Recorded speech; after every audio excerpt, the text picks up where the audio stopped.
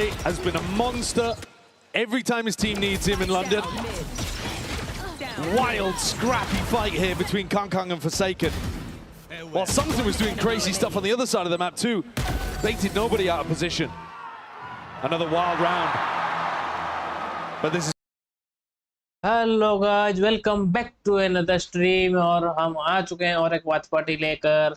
और चलो, आज थोड़ा सर्दी हो गया है मेरे को और थोड़ा काम भी है। और एक मैच देखेंगे, एक मैच में गेम अप करके जाऊंगा और तुम एंजॉय करना।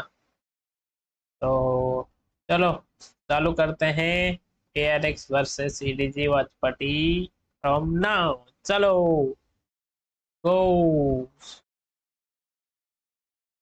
क्या सेक्सी शॉट मारा भाई, समथिंग बोलते ही। चलो मैं चल रहा हूँ, मतलब देख ही रहा हूँ, पर गेम ऑन नहीं रहेगा, थोड़ा तबीयत खराब है। जब आऊँगा गेम में ऑन करूँगा, तो तब तक के लिए देखते रहो guys. Yeah, that's been taking over. You see the cerebral level of his play. Great control so far. Devi is a step forward compared to the rest. They're going to take the fight deeper. Right, them here, just collapse it onto the opposition. Still up top. Nobody in attempt to reclaim the gun is punished. Could have got out of hand here, but PRX ensuring that they don't let any rounds slip. They've actually pushed backside twice on anti-ecos, but they've done it together. Kang was the big threat, and Something shut him down. In terms of that jet impact, Something's got a KD of over 2 at the moment. This is ridiculous. He's 23 and 11. Meanwhile, Kang, he's had incredible moments earlier. He had that ace, but his KD much more even. He's had impact in terms of rounds delivered, but he's not delivering round over round over round to the same degree that Something is. This attack side, Something's been such a key player at opening up those avenues and creating such threats in mid. EDG at the moment are just giving PRX all of that space in the middle of the map. Yeah. And PRX are using it beautifully. There is a bit of a gap here in terms of the theory in this half. Absolutely. The conditioning, you can tell the PRX, even on the first half, the earlier moves, are now making sure a lot of contact plays, trying to punish the fact that EDG are not going to be wanting to hold out in the open angles against the attack side off of Something. Isn't it crazy that you've got a guy who, at one point we were all talking about as the best Yoru in the world, if you dial back about a year, and now since swapping over to the Jet, he's been utterly dominant on this as well. He's so good. His form's ridiculous. One of the biggest reasons that they found that meta style that fits for them was when they gave up with running Something on the Neon and decided to just plug and play him on the Jet. It worked wonders. This is looking to be a little bit faster on the backside of the timeout once more. PRX clearly looking to see if they can upset some of the preparation. A deep pit. Chichu needs to be defended here because he could get jumped on a moment's notice, and they see it. Paranoia flowing forwards here, running them all the way down. No hard committal though. Snakebite offloaded. Those are very fast ults used. Jenny throwing his 0 point and then ripping the ultimate and forcing out the snakebite. Recon used as well from nobody. I think nobody might even go for a Hunter's Fury though if Chichu is pressured again. This could be a trap for PRX. Yeah. Stun's going to be ricocheting, drone forwards. Gets the tag onto the play they were looking for. Deep TP-ing. Putting the crunch, the pressure, the pinch is on now. And this A-hold is getting dismantled. Cut to shreds. Deep is the backside controller. Nobody's just spotted out signs of it. Surely not. He's managed to grab 2. Brought his team a potential lifeline in it, but still a 2v3. Kang. Limited opportunities with the walls in his face. The attack, what he up? Slowly moving his way up the jump spot though. Already spotting forward and just misses a second chance of it. That is brave as anything by Devi.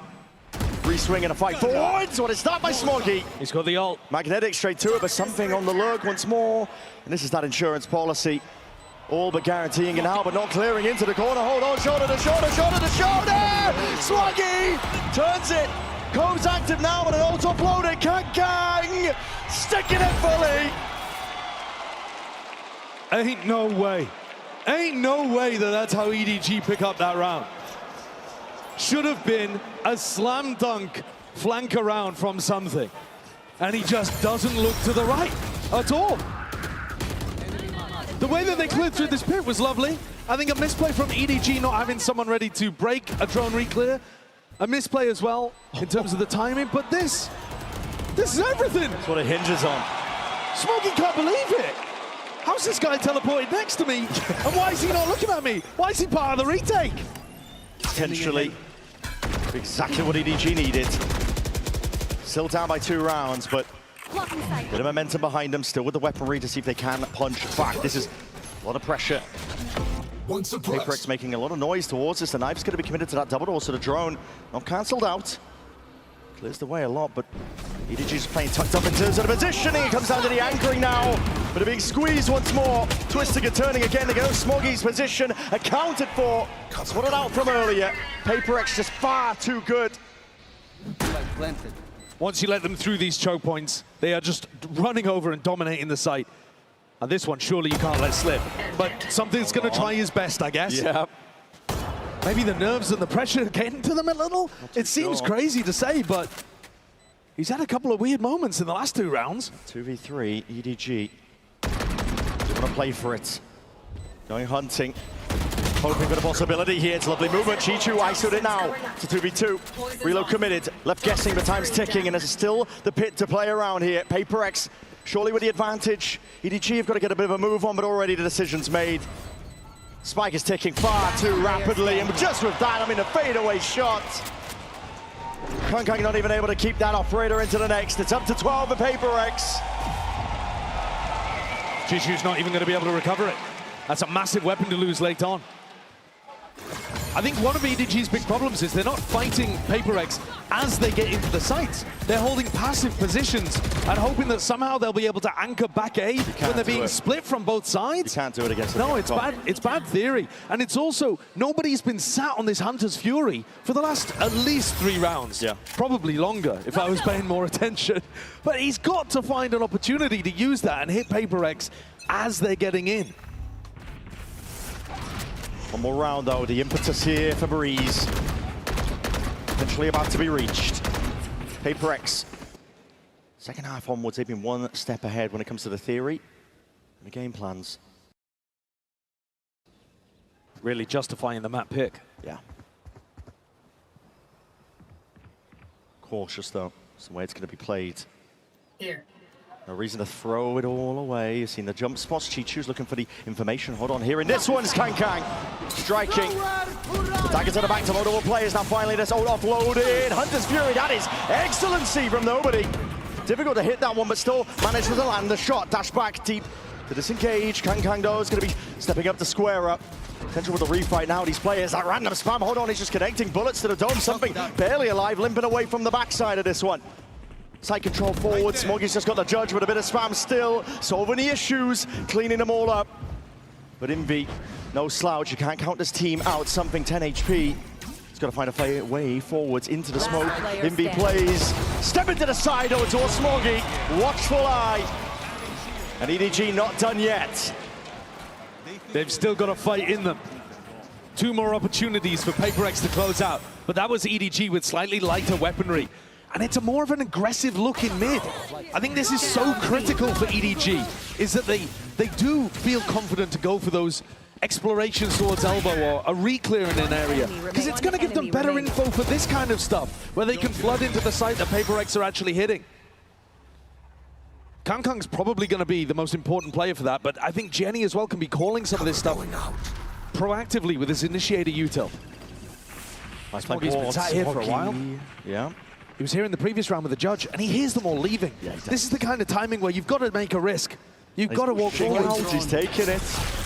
Right timing to be taken here. Looking to see if they've inserted a straggler. The deep drone not going to be pushed back here, but the up trap and a dash. Chichu stunned up into the corner. Too much to deal with. Overwhelmed as swiftly as that.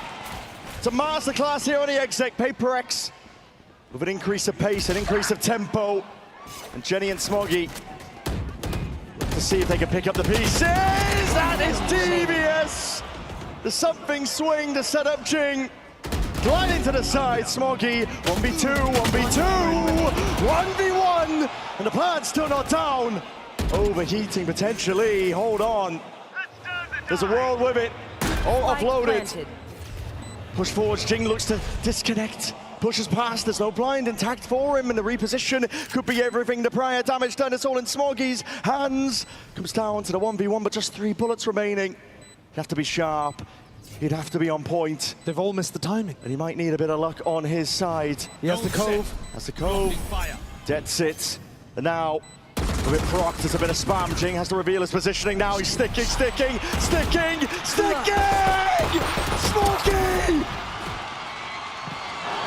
It's just insanity! These rounds that EDG are putting on the board, you should never witness this kind of stuff. Even with pressure like this. A 5v2, Something and Jing are almost playing with their food at the end, and Smoggy's won a 1v3. The Harbor staying alive towards the end, but if it was a one-off, it would be excusable. How many times have we seen it so far already? EDG just will not stay down, and now they look to see if they can take it to OT, but it's again at rapid pace. Jenny is instantly there with a trade, cuts it up. Oh my, nobody potentially baited out here, just backpedaling. It's clean. Put together in the end. Chichu now inserts himself and announces himself to the site with a snake bite. That deep TP potentially there. Jing repositioning with the rest of his team, calling for a bit of a temperament in the round, but he missed the timing. Chichu, not clear, but still watch yet. Look at this, it's magnetic! Chichu! Damage done and almost bringing down to Vi. 6 HP. And a dream here, but Kang's got it all covered. How is this game going to overtime? Utterly ludicrous final rounds. Exactly what you want, exactly what you expect from PRX against EDG. My God, it's fun to have this rivalry back taking center stage. I think Alex must be pulverizing his desk in the back. Oh yeah.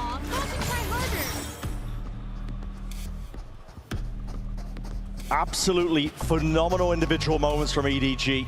I mean, look at the kill differential between these two teams. It's outrageous.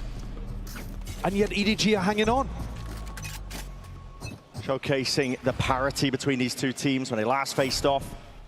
Neither side had a trophy, this time both in a cabinet. Looking for a chance to claim a second with a win here today. Forsaken! He's not finished, he's not done yet. It's damage done and more. And discipline and temperament is called for. No overheating this time, PRX.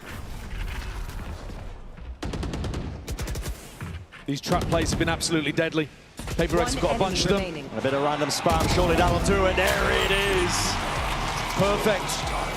Couldn't ask for a better opening to OT. Got to be a little bit of an anxiety over there when you know that you're the team that's been playing better, especially in that second half. And you've somehow gone to overtime. EDG will need a big answer. I mean, Chichu's been a beast anchoring towards B. I'd be looking to run A splits or something. I mean, PRX have just had so much more success on the A side of the map. All that hard work for EDG, surely not going to be undone here and now. The PRX are trying to stamp out and stop this one in its tracks. Get a map lead as they head towards potentially the next one here. Smoggy there, Jenny! What a time to come alive! One enemy remaining. He's been the glue player the entire time for them, and no stopping. Pure momentum, and delivers EDG a flawless round to go once more. Love the decision to step into this one. I was saying earlier, they need to box PRX in. You have to fight them at double doors, at A main. You can't be anchoring in passive positions. Beautiful adjustment. Really nice stuff from a player that's normally more supportive. We go again. 13-13. The tension already sky high, and we're just at the beginning of this series here. Delayed as the knife, gets a tag now, but the fight forwards is still called for. PRX surely forced to respect this, and they do. Backing themselves out, but it's a slow squeeze attempted by EDG. Chichu hoping to play off all of this sound pressure potential for him to activate. Drone cleared away. PRX looking for information, but up towards the side. This is where it's being played now. And PRX, they are trying to defend this one. High cuts them out. A fight taken towards that double door angle. Chichu traded for the big reveal. Lights up Motor players. EDG corralled now. Collected onto the side. They got to get this plant down now. The snake bite. It's precarious as anything. No shock to follow up. Envy and Something are committing to the flank. Jenny holds him back. It's a big wraparound. Jenny, again, it falls on his shoulders. The glue player, ISOs the fight. ISOs them beautifully. It's all done, it's all put into his hands. And a 1v2 now handed to Divide. Jenny and Nobody though. Nobody with the timing. Slight adjustment. And a slight swing through the wall. Unanticipated. EDG this time with the lead. EDG get up to map point on their opponent's pick when they have 20 fewer kills than PRX. Absolutely insane. And Jenny has been a monster. PRX are taking a tactical timeout here.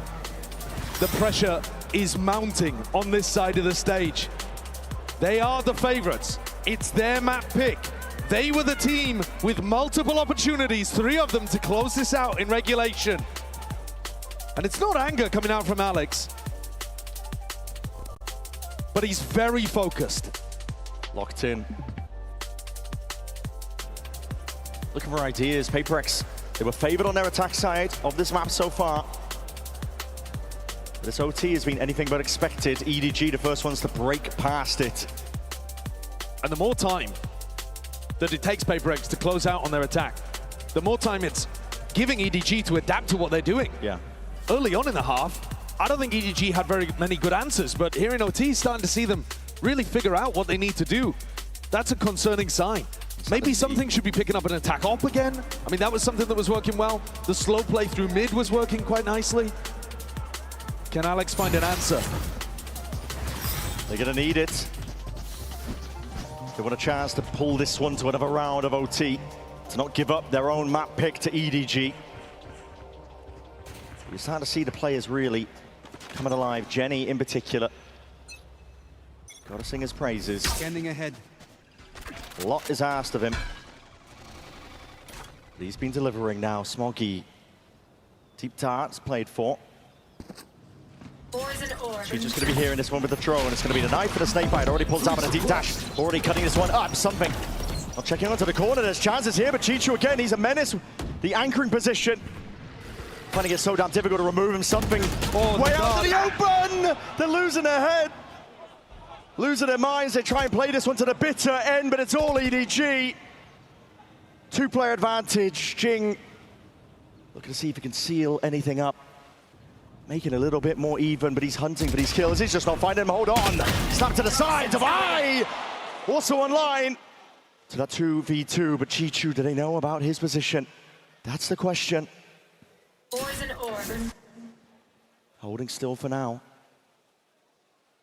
Smoke players ring around the rosies. Chichu, it's a bullet to the temple. Device taken out. And this surely could be it. It's into Jing, seeing if he can do it. 1v2. 30 seconds left. 66 health. And the pressure's on him. The emphasis placed. He's the one who has to get the plant down. He's the one who has to find a way forwards out of this one, but he's running out of time. Already ticking down, 17 seconds. TP forwards, a bit of spam forwards, and he knows he has to play for this one for the committal. It's spam though. This dangerous tidings all the way. Watch for by Kangang, sidestep. Jing, no way! He all pulled out and just loses his nerve. But it delivers the map win nevertheless to EDG to open. It's 30 kills for Jing, but it wasn't enough for PRX. How did EDG win that one?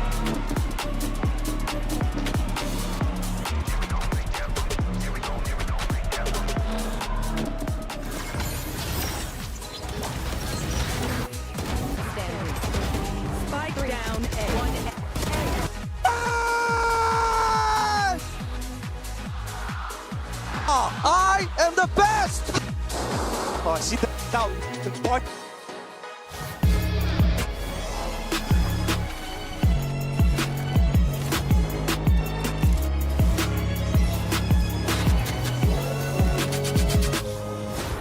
Tired of off-season blues once champs is over?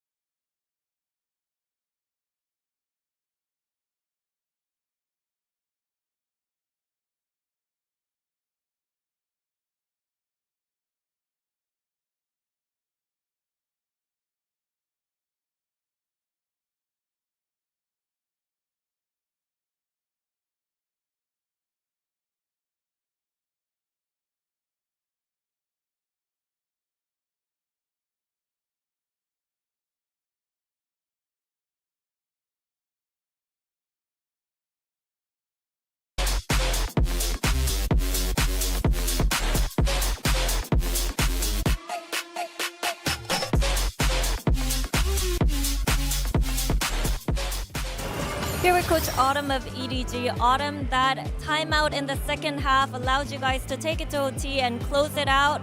What were you able to address? 미드 쪽 주도권을 저희가 좀 가져가야 된다 생각을 해서 좀 그거를 위한 작전들을 많이 사용하라 했습니다. I put a lot of emphasis on mid control and how we should play around mid control. So I told them and I reminded them about what kind of strats we had and told them to utilize those mid control strats a lot more. Thank you, Autumn, and good luck on the next map.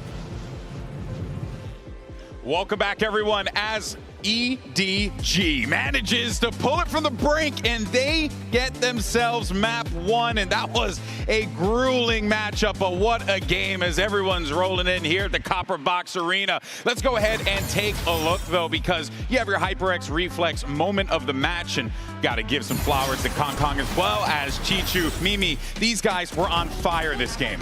It is utterly ridiculous that EDG have won this game. And the reason is clutches. This is how it started in the first half. This ridiculous ace out of Kong Kong in what was a 2-on-5 round. And you follow that up just a few later with another clutch out of Chichu. In total, there was 4 true clutches in this game. There were numerous 5v4s won. This was the most disadvantaged I think I've ever seen a team be to come out and win a game. They were minus 19 on kills, minus 6 on first kills. How the hell did they win this map? Yeah, Jing ended up having like 30 kills towards the end. Like you look at it and you think, how on earth have they been able to do it? It is the individuals. It is your Kong Kong. It is your Chichu. Obviously, being able to send them to overtime as well, considering the lead that PRX had. You saw the 1v2 that nobody had in main as well.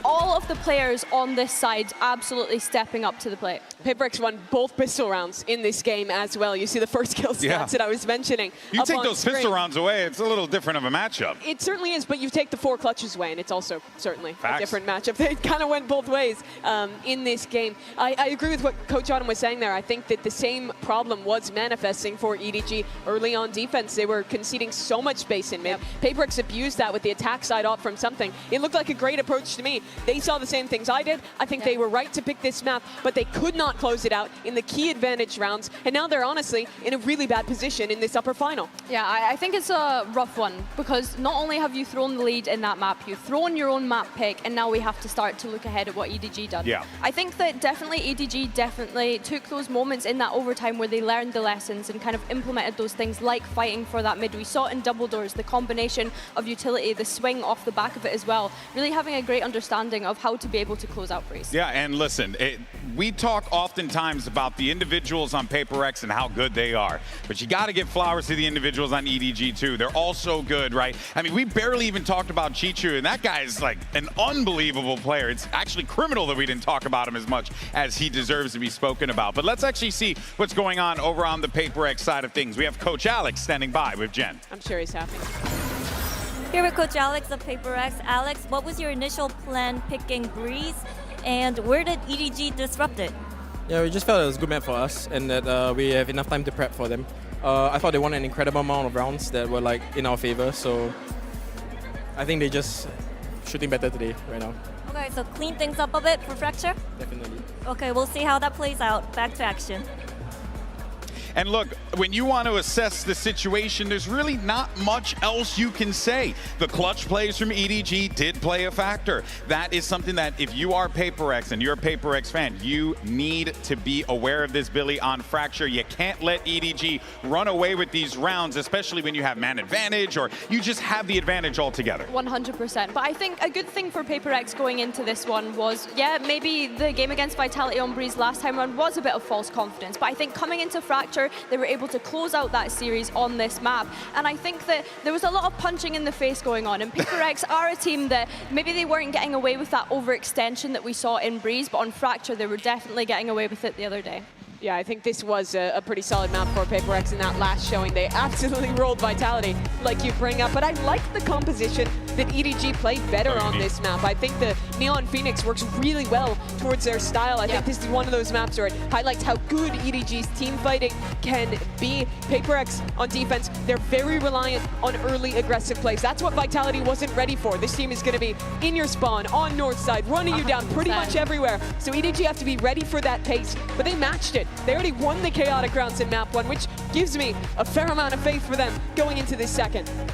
All right, folks. Can we get that map 3? Can PRX force the issue, or does EDG lock in a spot for the grand finals? Let's send it back over to your casters and swing us into the action. Here's Brent and Sideshow. It would be absolutely phenomenal if that was the case, push to all 3, because the stakes, I mean, they speak for themselves. The Devs have been going over it here. A spot for the grand finals, that's what's on the line. But currently EDG in the driving seat. All they have to do is take away their map pick of Fracture. And PRX are going to be tested here in many, many ways. It should be a good map for both teams. Yeah, I think that's saying they just have to win their own map pick against PRX. That is easier said than done. PRX looked phenomenal when we saw it. So did EDG. The improvements were massive. Southside information, and Forsaken comes back over, realizing that EDG are pressuring Arcade. Yeah, sees the Prowler. Not much behind it, but he might be waiting for his time to strike. Smokes up. Contact plays by EDG, a bit of pot shots, a bit of random spam, hunting, fishing. Smoggy going out to 25 HP, but now explosive play. EDG all the way forwards. Smokes were primed. They're taking control over towards Canteen. Kang's looking to hold on to the positioning and potentially take it a bit more further, deeper in. They know that this flank is going to be coming through. I mean, even before the trip took contact, you know that PRX are going to be doing stuff like this. Yeah. It'll be difficult to do. They're going to be clean here. Post-plant positioning. Pretty impeccable stuff here from EDG. Time is already ticking. Divide. Going to be taking that first contact now, Sheriff in hand. Teammates by his side, up towards that Jenny angle. Hold on, blind as anything, but hold on, the damage finally. Cleaning up these kills as Forsaken. Filling up the feed. Chichu onto that wrap. Smoggy trying to do the best, but the damage potentially enough. Chichu hold on, defuse, being stuck, and the plant position is just not ideal. Not at all. Another pistol round for PRX. They've been dominant all tournament long with them. That's their 10th pistol round win. 10-3 currently in these pistols at London. And they absolutely needed both of them to be in with even a chance, you know, we're getting into OT on map 1. Yeah. Woo! Map 1 was ludicrous. But PRX will be hoping that they've hit that mental reset and can close out some of these rounds where they create the advantages for themselves. Both of these teams aggressive, willing to take the fights to each other. And very different compositions too. PRX with a brawl here. Very different ideas. Deep with the C's. Well, he's going to be laid into the back, but Forsaken is holding it down. Bulldog up onto the angle. Jing's going to be announcing it and turning himself a little bit further. Wants to try and see if he can farm up some of these kills, and the Orbs are just laying in wait. Chichu, it's in his best interest to go down early here, just to deny them that chance of generating those ults. Smoggy's halfway to being able to get his Phoenix ult online. PRX starting to tick up as well. But that's the advantage of running the Phoenix, I think, is that in theory you should be able to generate these ults pretty quickly. Even without winning the pistol, EDG will be looking to get it up for at least the next round. And PRX look like they want to be going aggressive again. This is set up for a north side crunch, except that Jing isn't at the moment with the team. There. Maybe some level of a fake. Yep. Could be. Slow going though. I was just Blazer's going to be catching contact. A trap play, yeah. Yeah, potentially off the signs of life. Did they see the Prowler misses? No way. Oh my goodness. What a blunder. Solo, no, but he's okay. He's trying to fake out presence here, but going for the team to come back and around. Cleared a lot of that space. There is no swing out. Something. Another weapon at hand here for Forsaken. It's made a lot of footsteps. Chichu almost ready. Call for the draw though. Line in the sand going to be drawn. Something's going for a peek out here as well, towards that north side, or at least getting on a slightly deeper angle. PRX starting to drift over to B, which is where the hit's coming. Yeah, Smoggy. See this move all the way forwards now with that fast lane, cutting it all the way up. Anchoring players, the molly in the smokes, up to Divine, but he doesn't have the gun but a job. Immediately dismissed, and hold on, this is just pot shots into the dark, into the smokes. Jing taken out. Really nice clean round from EDG. That C's molly combo is a beautiful idea from Nobody and Smoggy. Cooked Forsaken. This was a weaker buy from PRX, but they were never in this round. Never had a real chance, to be honest. Bonus ideas from PRX just being sidestepped. The danger in it being diffused, and Smoggy, that's an all turned up for the next. Outpacing everybody on PRX. If Jing had been able to get into the round, maybe you would see it with a showstopper on the other side of things, but not to be the case. Look at this.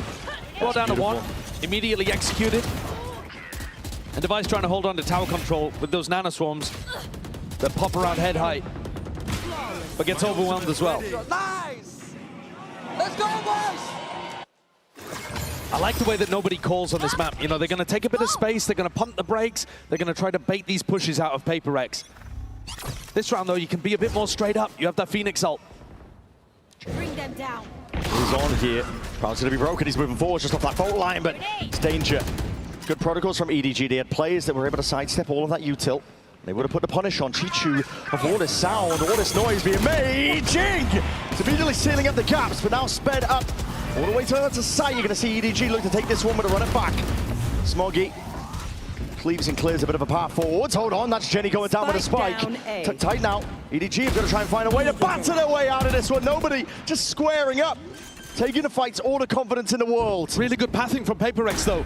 Yeah, now putting the squeeze out through halls. And now just nobody backs against the wall. Oh my goodness.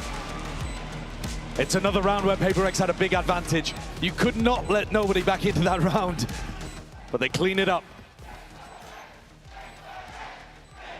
The pathing's really beautiful for them on the retake. Instead of just going straight into sight, they make sure to take away A main and halls first. They know that with Chishu down and with the rest of the team popping from Dish, halls should be weak. And that puts these post-round players in a much more difficult position.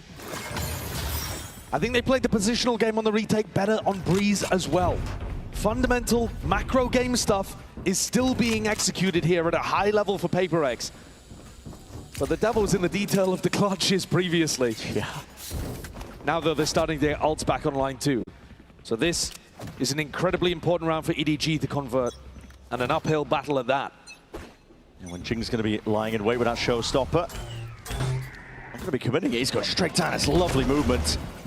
Straight in through tunnel. It's looking to potentially punish anybody at tree. They have run this round before, and Chishu's heard it, though. So if they've watched the VODs, they should have an idea of what PRX's setup looks like. Trailblazer's broken. Bits and pieces of information, but nothing concrete. No, and Chishu didn't take the timing through the smoke. PRX don't tend to hold that arcade smoke. Pack mentality though. Big group up now, and Device going to be caught out there by the Prowler. Will have to disengage out and away. The Nightfall gives that piece of mind acknowledgement. Divide! There's no way he's going for the re-peek. What a play! Two players brought down, sent straight to the spectator seat. EDG going to find a way forwards now. Seeker's finally dissipating, but that horse control again. The understanding fundamentally is too damn good for PRX. Back on control. It's individuality that was helping on the last map for EDG. Not present in that round. The pathing is just beautiful, isn't it? They completely squeeze all of the best spots on the map away from EDG. But Devi here works magic around that smoke. I can't believe he re-peeks it. I know. Going for the second there. Arguably a little greedy, but it just works to perfection. It also stalls out the rest of EDG as they're trying to get into the site and creates extra timing advantages for the flank retake. Jenny couldn't even get the spike in the ground. And EDG are going to take an early tack timeout here. I think the best case scenario for them as an adjustment is to do a bit more pump faking. Pump fake an area, force out the push on the other side of the map, and be ready to catch it. You know that PRX are going to be aggressive. And if you let them take control of the entire map to retake against you, you're not winning these rounds. No. And already, it's a monumental lead here for PRX. So I might be counting the eggs before they hatch, but Fracture, we've known it to be very attack-sided. The attackers have all the advantage in terms of picking where they start, how they want to build up and generate their ultimates. You can snowball so effectively. So for PRX, a 4-1 beginning, nothing to scoff at. I think they've probably got the best defense side theory on Fracture, though. Yeah. And these kind of... We have seen a lot of teams really struggle on their Fracture theory this year, since it's re-entered the map. I mean, the map changed a lot. The initiator nerfs as well. I think also, though, a lot of the rosters had changed a lot. Sure. And so they forgot a lot of that old theory, whereas these two teams have been around... They've been around the block. I mean, that's what we were saying. The first time they ended up clashing. 7 out of 10 of the original players all the way back in that first game, and now They remember how to play on maps like this, and it's Jing's playground usually. Forsaken. Got that Outlaw. Going for the second shot here, but he might be swiftly overwhelmed. This is full running and gunning from Kang. With that stinger, takes control up towards tower. Sharp shooting. It's evened out at least. The trade from Envy. Pot shots in placed out towards that canteen position, but EDG at least with a plant down. With a chance. In with the weaker buy. Cage going to be pushed up. Divide just trying to assert himself here. Breaking the trip, removing bits and pieces of the util. We have ults ready. That stun is going to be the fault line. Yep, it's going to be tagging onto multiple players now, but the wall's there. What a shot by Chichu! It's already answering and making up for absolutely everything here. Envy forced to pull out these ultimate side steps. Kang. It's not long for the wall though. The damage was done prior. Envy now to defuse. A flash from Smoggy. He's pulled them off, pushed them back, but he's only got the Bulldog. What can he do in a spot like this? Defender Divide sidestepping, making it an awkward fight and engagement. Really strong defense. This is the backbone of PRX, Divide and Envy. Normally holds so strong in these late round moments. One enemy remains. And that ultimate just forcing Kang out into the open. Had to make the play. It's another close round, but it's one where PRX stay in control. And Jing still got that showstopper to work with. There's a stun being held across the map for him to go and take control over towards Tree. I think Chishu could be in for a nasty surprise down here. He could be. Not playing close to the ropes, is he? But the fault line is a showstopper. Inside the smoke being played for, though, trying to put the squeeze onto him. And again, like I said, he's not playing by the ropes to tag into it! Crazy shot by Chichu. Possibly the best that he could hope for. Up towards tower now. Forsaken. Going down. Let's listen into PRX. If Ida gets a kill, he can outburst. I'll go from B main, guys. Wait, who's inside, guys? I will go late. Who's inside? Phoenix Dream. He's checking B main for sure. Yeah, sure. I think one arcade fight. I don't see. You guys make some. Yeah, B main one. Finish B main. You go clear B main. Clear B main means sending one guy now. No, B main. I make some, I guess. You what? What? There's one here. One behind the box. Player standing. One heaven, one. That's something. Time ticking now. Despite getting away from him, no real chance at all. Smoggy takes that peek in the head clean off. EDG around it. They desperately needed to get on the board. You hear it inside the comms there. The read from PRX is that the Phoenix ultimate is clearing down through Tree because nobody else is holding it. And so that's why you get the walk back up, where Envy is just oblivious. Because why would the Phoenix be re-clearing that area if you had a player holding it the entire time? It's a reasonable deduction, but it does mean that that entire retake falls to pieces.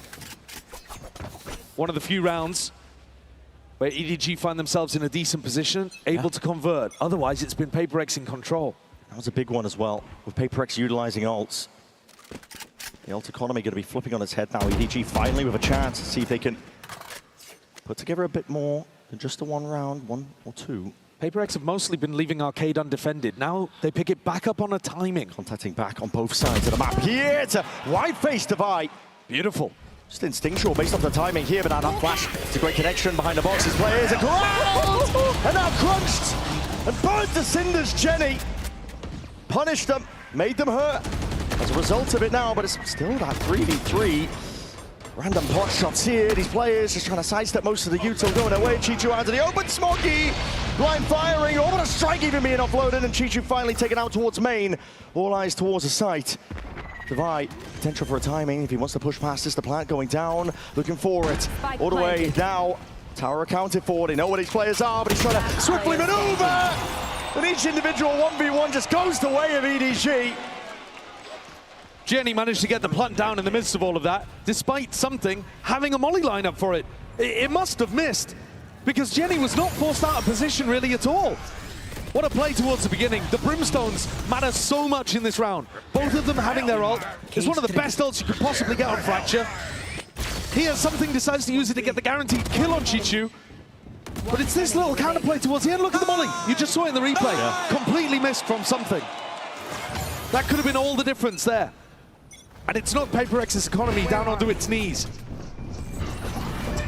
And they're actually guessing wrong in terms of where to fight these last couple of rounds. EDG Looking to take no prisoners here. Sliders at pixel angles, but a shot missed. Going wide. Deep smokes. It's going to cut up the A side here, but it does give possibilities for PRX to get themselves in. They hear it, the plan now going to be called down and commed. Spike planted. Immediate rotations on the north side players. Pretty big ultimates, but I don't think they'll necessarily want to use them unless they get some kind of advantage. Post-plant positioning is way better this time for EDG. Yeah. It's PRX only with the Sheriffs. Nado, hold on, there's a fault line too, alongside it. Trying to barrel over, see if they can create some space towards it, but the Sheriffs, my God! They're singing in the hands of PRX players. There's no molly, cut it all the way out, no mollies at all, that's an ult, expended! But all the players are dropping like flies! What? It's chaos, man! What's the lockdown gonna do, Dubai? It's not like they're gonna respect it. There's barely any time. This is back-to-back rounds now where PRX are expending key ultimates into lost rounds. Nobody tried to lay an egg in the middle of that one too. Didn't see the cluster grenade at his feet, I guess. This round was always going to be decided by the gunfights along that angle in A main. I think the EDG coaching staff are wondering what happened to that lockdown as well. It's PRX with attack time out here, and I think it makes a lot of sense. Ever since Autumn called his own, 3 rounds in a row for EDG. Decent adjustments, but also PRX's aggression has not caught them early. And some of that on Fracture is a little bit of luck. Yeah, you have certain areas of the map that you want to fight over, and depending on if you're going to do aggression or barrier drop as defenders, sometimes you're just going to create a reaction avenue for the attackers to get in and get the plant down. Yeah, it's risky to do. The meta shifting on Fracture. Seeing a lot of teams slowly see if they can take contact, set up some trap plays. Not a lot of all-inning, but for PRX, they've lost multiple opportunities now. Ult's being tossed away into these rounds. I think the Coinbase win condition has got to be to set up that good retake pathing again. If they can dominate the south side of the map, that is going to set them up for some really clean retakes into A where they can dominate halls. And taking tree away is one of the biggest post-plant positions as the defenders. Alternatively, EDG are mostly looking to stack over towards Arcade. This is more of the same again from them here. So PRX could try something funky on this side. It's really difficult as the defenders, though, to fight Arcade early. And you see that something of Forsaken, they don't feel comfortable sticking to it early on. Yeah. Sidestep the flash, didn't get any acknowledgement from Forsaken. He's moving around the map rapidly. Trying to lure Chichu see if they can refight this one, but already run it back at their backs. They're going to have to see if they can put the pinch on to Chichu! Not so easily removed! And forwards is the play, Smoggy decimating now. Huge advantage already. PRX tail between their legs, forced to see if he can scurry away the rifles for the next round here, but this is EDG now firmly back in it. PRX were in control of this map, and it has firmly slipped away from them, as you're saying. This round, I think they actually get the fight they want to. They want that 2v1 into Chichu. That's what the defending game plan is built around. And Chichu just slaps them back down to earth. We have seen time and again in the last couple months, PRX utterly outclass people on an individual and map theory level, the whole kit and caboodle. Today, it feels like even when their ideas work, the individual level of EDG is just too much. They're on one today. Never hampered by the brightest of lights, are they, this squad? They found my wire. The 2K, okay, you can definitely talk about tightening up that timing, about pushing with, you know, a jump peek or a flash if they knew exactly where Chichu was positioned. At the end of the day, though, they have just taken 2 straight 1v1s and been dismantled there. Don't get rusty. Massive credit to EDG for turning up in this upper bracket with their best possible form. Looking reminiscent here, we're seeing another off-the-rip play! Team just gets the one, though. Follow up with a flash now, trying to put for the north side crunch. These players, it's a stamp of authority attempted by PRX. They were all in. Full investment, barely anything at all. Now Smoggy left a 2-turn around, so he can pick up the pieces. It is the spike reclaimed. He's got to run. He's got to run all the way back here. Luckily, no players following up off the Trailblazer. Smoke ended up being immaculate there from Chienni as well. God, look at that. It's a brave play. No map control over towards the south side of the map. He is all the way forwards now and leaving himself as a deep insert. There's a little ping on the map. Hold on, hold on. Breaking a trip, he's revealed where he's potentially pushed out. Doesn't know where Chichu is. That's why he's worried about clearing halls. Looking for information. Looking to make the EDG players as paranoid as possible. And he's got a flashback in 5 seconds. Pure contact though by EDG. 30 seconds roughly left in the round to play with. He might be able to find himself an ISO player Forsaken. It's going to be on him. They can't full contact into him though. They don't have the time. Not the time, surely not. 23 seconds left. They're walking all the way up. 20 seconds remaining. Forsaken sees it though. Yuto flies out! What is that? It's Chichu. Unreal form. Hard entry into that site. What a read. Brings it into the 2v2. EDG managed to find their way through difficult rounds time and time again. A lot of pressure on PRX. Bit of spam up towards the top box for Chichu. My God! Alongside Smoggy. They can't be stopped right now. What a duo, what a round.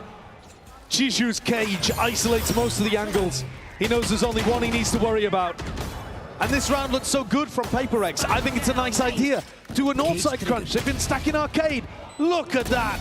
Another backhand from Chichu. And Forsaken hits the floor. It's ridiculous. Alex is wondering where it's all going wrong. 5 rounds in a row. They were 5-1 up. PRX looking like they're posturing up towards that B main angle, but the C's is going to be pushing them back and away. They spot a couple of signs of life. Ults able to be acquired here. Nobody's got it now ready, waiting. Nightfall to be primed. See what the emphasis is going to be used to place off the back of this one. It's a lot of attack. Showstopper now forced down. Jing! Snaps to it. It's Kang Kang. Let's take it out just before he goes down. Chichu trying to take advantage of the space and all that noise, pressure that was made, but it's something again. Straight back in it. That's aggressive from something. Utilizing his teammates' nade to be able to put all of that pressure on Chichu. And they've immediately started pushing through tunnel. Yeah, very decisive, very fast, still super confident in the final round. PRX, they cannot let this opportunity slip. Player advantage situation again for them. And the fight's taken, they're just hunting for the information. Smoggy, a couple of bullets wrestling into the back of that wall, put some fear into their step. And with Chichu down, you're pretty confident EDG don't have info on the north side of the map. Same game plans here. Invi does have a Rolling Thunder. He's going to be able to delay the plant a little bit. I think he should be looking to play full retake. You look at the positioning of the rest of the players on his team. Got spike. Just play that retake. Utilize the utility that you have, the ult that you have. Yeah. There's no pushback here onto this one, but it does mean Smoggy's going to have an ult now. Same with Jenny. Ults to be played for, Orbiter Strike. It's a critical one, making all the noise in the world here off onto the flank. It's on Jenny's shoulders. Forwards again, fights his time, but no accountants. Not for the corner, not for the clearance. And finally, these players are going to be toppled out. Still the running backs there. And Smoggy, that second lease of life, puts it a good usage. Invi, all on his shoulders. Fault line, forces a sidestep. The flash is going to be a miss. A pull out once more, though. Nice seeing with that tap. Looking for seeing if the EDG players will just open themselves wide up here, but this is pure discipline, isn't it? They're not taking any chances. It's EDG looking to secure up that 7th, but Invi, time, it's against him too much. Another round where PRX have an advantage and can't convert. No jiggle peek, no clearance. A-holes player feasts. EDG are winning so many of these spots, capitalizing on being in these unexpected angles. The fight even comes through before the breach ult. And it's 6 rounds in a row for EDG to recover the half. Unreal stuff from EDG overall. And guess what? We spoke with Jenny about the win over XLG and facing PRX once more in this HyperX player moment. Check it out.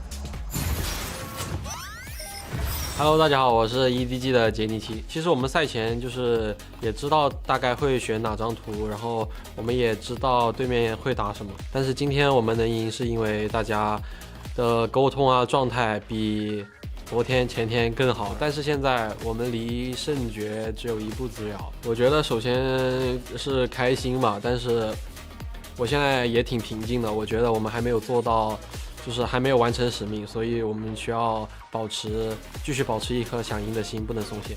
As mentioning, this triple sentinel comp is an attack-sided composition. That's where they find the success, right? Adesk was harping on about it. There it is, target rich Jenny! Crazy with it, that is just flexing at this point. 首先 PRX 是在国内就是我们经常会打训练赛的对手吧，我觉得大家都互相很了解对方。我觉得 PRX 的5名队员都比较有侵略性吧，这一点我们需要小心。我觉得这肯定是会是一场很好看的比赛。我觉得就是很开心看到大家在这么远的地方也在支持着我们，然后也看到很多中国人在场下给我们加油，我们也能感受到这份热情，对于我们的帮助肯定是毋庸置疑的。谢谢大家。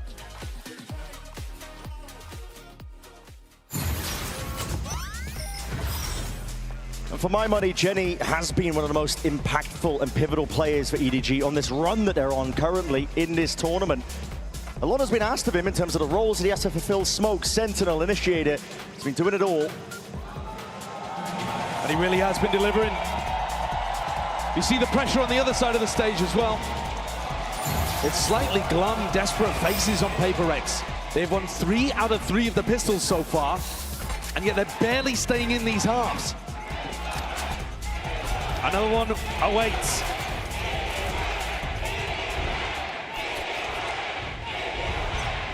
The battle between the crowd's favourites here. Hard to tell. I'm out of here. Which one's really favoured in that regard here? Kang looking. Slight jump spot. Spots a turret position here. Sometimes that's going to mean Devi is alone, but not this time. Reload going to be heard on top of it. Forsaken doing a big fake out here with all of his Sky Util. Baits out the push from Kang. That's a tough one here. Kang going to be removed almost immediately. Now we can see that fault line. Nobody really put into a pen, and it's going to be difficult to fight your way past this one here. Rapid approach. Stimmied up. Full speed ahead. That's a call by PRX, and the Molly's going to be sailing up overhead, but a little bit too late. Last sheer. Looking for the last player here to just root out Jenny. Chichu and Smoggy. Working with barely anything at all here. Heads are rolling. Inclination as to where Smoggy was. They saw his Molly earlier. They sniff him out here for another pistol round win. It's outrageous. 82% of their pistols here in London. They're 14 and 3. And they've needed them. In this match at least. They were wiping out their opposition in previous games. When they went to that top 4 in Pacific at Ho Chi Minh and here at London, but they've met their first opponent to give them a proper opposition. And EDG remain in the lead, at least just for one more round, as PRX look primed to tie things back up at 7 apiece.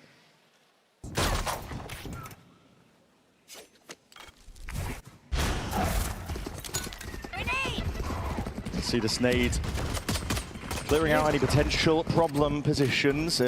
Trailblazer up towards tower. I don't know what that's accounted for here. A lot of util being used here, but these deep smokes make it awkward. Play it down, Jenny.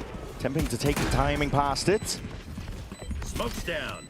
Looking to get cheeky. I like the defense side smoke that he's been throwing. Jenny's one of those players that should be exceptionally hungry in a match like this. One of those on EDG that hasn't had the chance to lift that trophy. She's slowly going to get squeezed from this position. Something tucking and holding tight, and that is lovely stuff.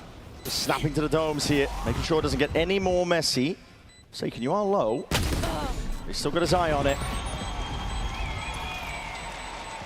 These are the maps that PRX were absolutely dominating, where Jing was able to play his Raze.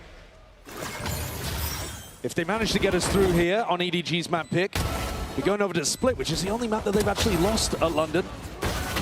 The narrative shifting a little bit.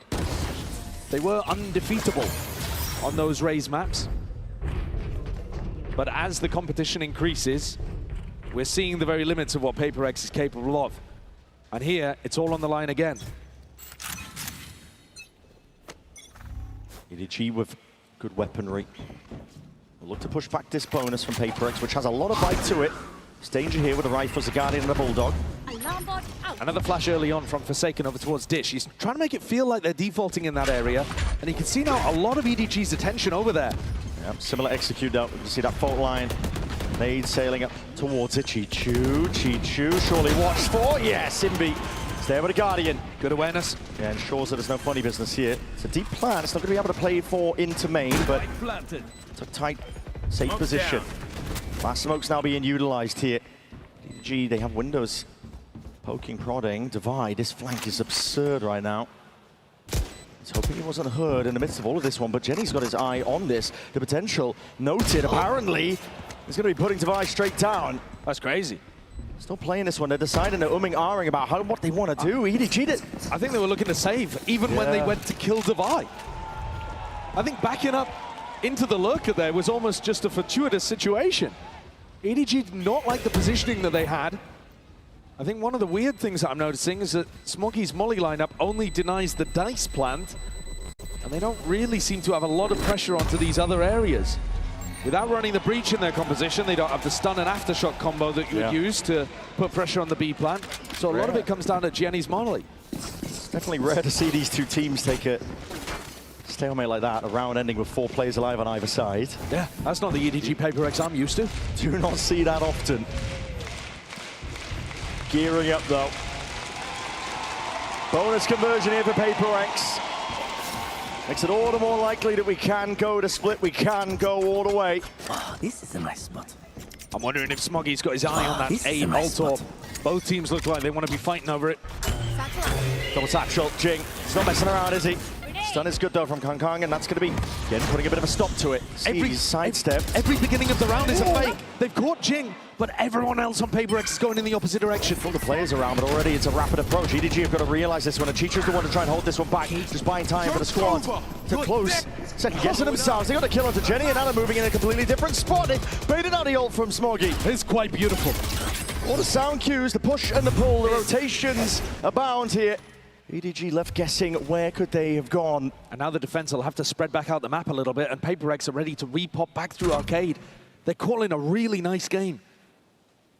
A lot of util being committed, and ults by EDG. You're right, they are calling a phenomenal game. Prowler sees nothing, they start stacking A. There is no way at all. They have slipped the net entirely.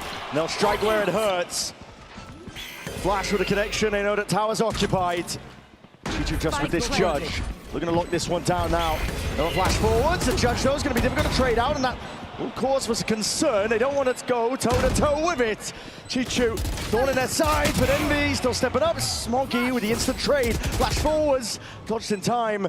Precarious positions into 2v2. Chichu's picked up the upgrade. He's got the rifle. He's already onto sight. It's perfect play in position, but he's revealed it anyway. And PRX, individuality. Heavy-handed now, firing off. You know that Chichu's the one that has to play for it. A 4-piece for Forsaken to bring them up to that 2-round lead. Smiles all across the faces of the PRX players, because that is one of those rounds that they've played beautifully in terms of the macro and never allowed EDG's individuals to steal it away from them. I mean, look at that. Camera on a swivel, and they're right underneath it.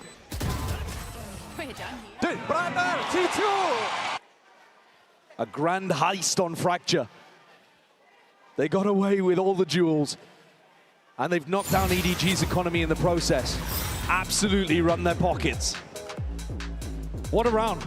It's a massive one. For PRX as well, they're on the attack side now. Here's EDG's timeout. They'll attempt to see if they can push this one back in a way, but like you said, EDG on the weaker guns. And PRX have a boundless opportunity now to generate, build up some massive ultimates on their attack. Already with a lead, money flourishing for them. This is the kind of momentum off the back of the pistol that you have to be able to create if you are struggling in rifle rounds. But recall back to what we saw on Breeze, it was some individual brilliance, but also EDG slowly responding and learning as the half went on. PRX are going to have to keep their foot on the gas, foot on the throat of EDG to keep them down and out of this game. And absolutely nothing is guaranteed, even if we make it to split. The EDG players are hungry for it this time, man. Kang said right before this game, true winners never settle for what's in front of them. Never rest, always hungry. Both of these teams have that trophy. You might be expecting them to not be the hungriest teams out there, but man, they are coming in with fire. It's a chance to join a very elite club if you make it to the grand finals. Chance to be two-time trophy lifter. It's only Fnatic and Sen who have done that in their entire history of the game. And EDG, they would be the first team to win a Champs and a Masters. Gotta make it there first though, one step at a time.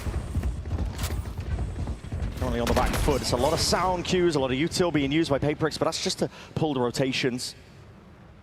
Stack of bodies by EDG, they're lying in wait, hoping the full committal is occurring, but now it's a re-clearance up towards Dish. Heard for potentially by Divide, but walking up, yep, snaps it aside. He might just call the troops all the way back. He's heard the rotations, and they're catching the bodies. They are scattering EDG to the wind. Blinded. EDG left really reeling now. Enemy remaining. No safety at all. And Jing's going to be able to get the showstopper online with this plan. 30 seconds left. This is his map. It's his home territory. And he'll have another opportunity to take PRX forwards in the next round. A little aggro play. Nobody almost invited forwards there. Yeah. Lamba going down. It's tempting. Not going for it though. The economy is just absolutely thriving on PRX. They should be looking to chase this one to generate ults. Oh my goodness! Almost a missed opportunity, but a fault line secures it in the end, you're right. Jinger secures the kill though.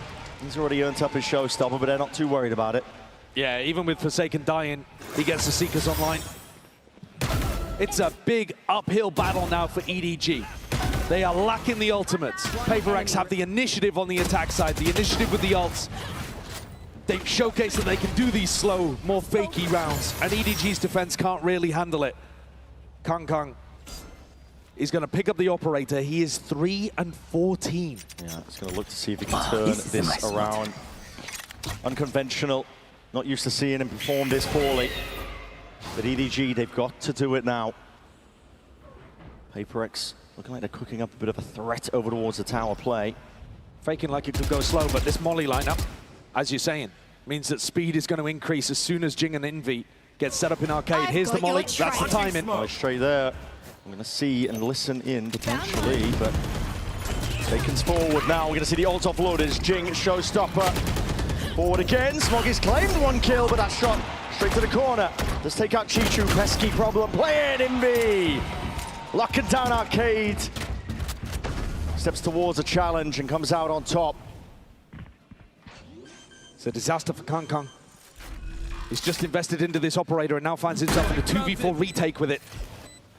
Never been able to get impact in this map. No. It's been shut out completely. Still waiting for that round that really got him fired up again on Breeze. If he could find a moment like that, maybe he could take his team back into this game, but PRX have locked them out, shut them out. And he's going to be forced to save again. Yeah, it's a pure masterclass on the attack side for PRX. We're not seeing the same mistakes rear its head. No. Ended up losing them split. Tiny opportunities.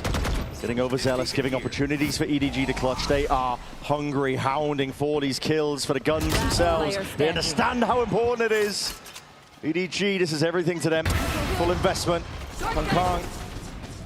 I push them back and away to keep this op for the next day, but this is it slowly circling around. They're not even given that chance. Kang's used to being the predator, but he's turned into prey. PRX hunting him around the map, stopping him from having any impact, and making sure the op is taken firmly out of his control. The ults are just invested at the perfect time as well. PRX to keep all of this momentum going. They are flawless. EDG can't find an answer on defense. 6 straight rounds here. EDG not choosing to force. You'll have to do this. It'll most likely have to be 1 round at a time to drag it to OT because PRX is feeling almost preordained. Jing forwards again, but that off angle is everything. First kill that goes the way of EDG. Potential gun to be reclaimed on top of it. Jenny's caught in transition. What a blunder. Taking him easily on top of it all. Trailblazer clears up most of the other site. No more surprises. Util now going to be chucked into the mix here. Envy potentially in some trouble, and Anator's going to be deaded, and Ulti are going to be committed onto him, but no one's turning, no one's looking. Envy finally accounted for. EDG flooding in.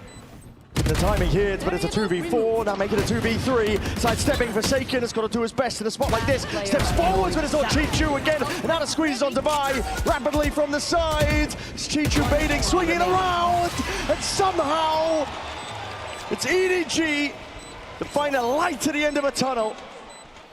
They are holding on to life right now. That was barely a buy whatsoever. Sheriff's in hand. Not much to work with. And a MasterCard Thrifty puts them on the board and keeps the gap within 3. Some nice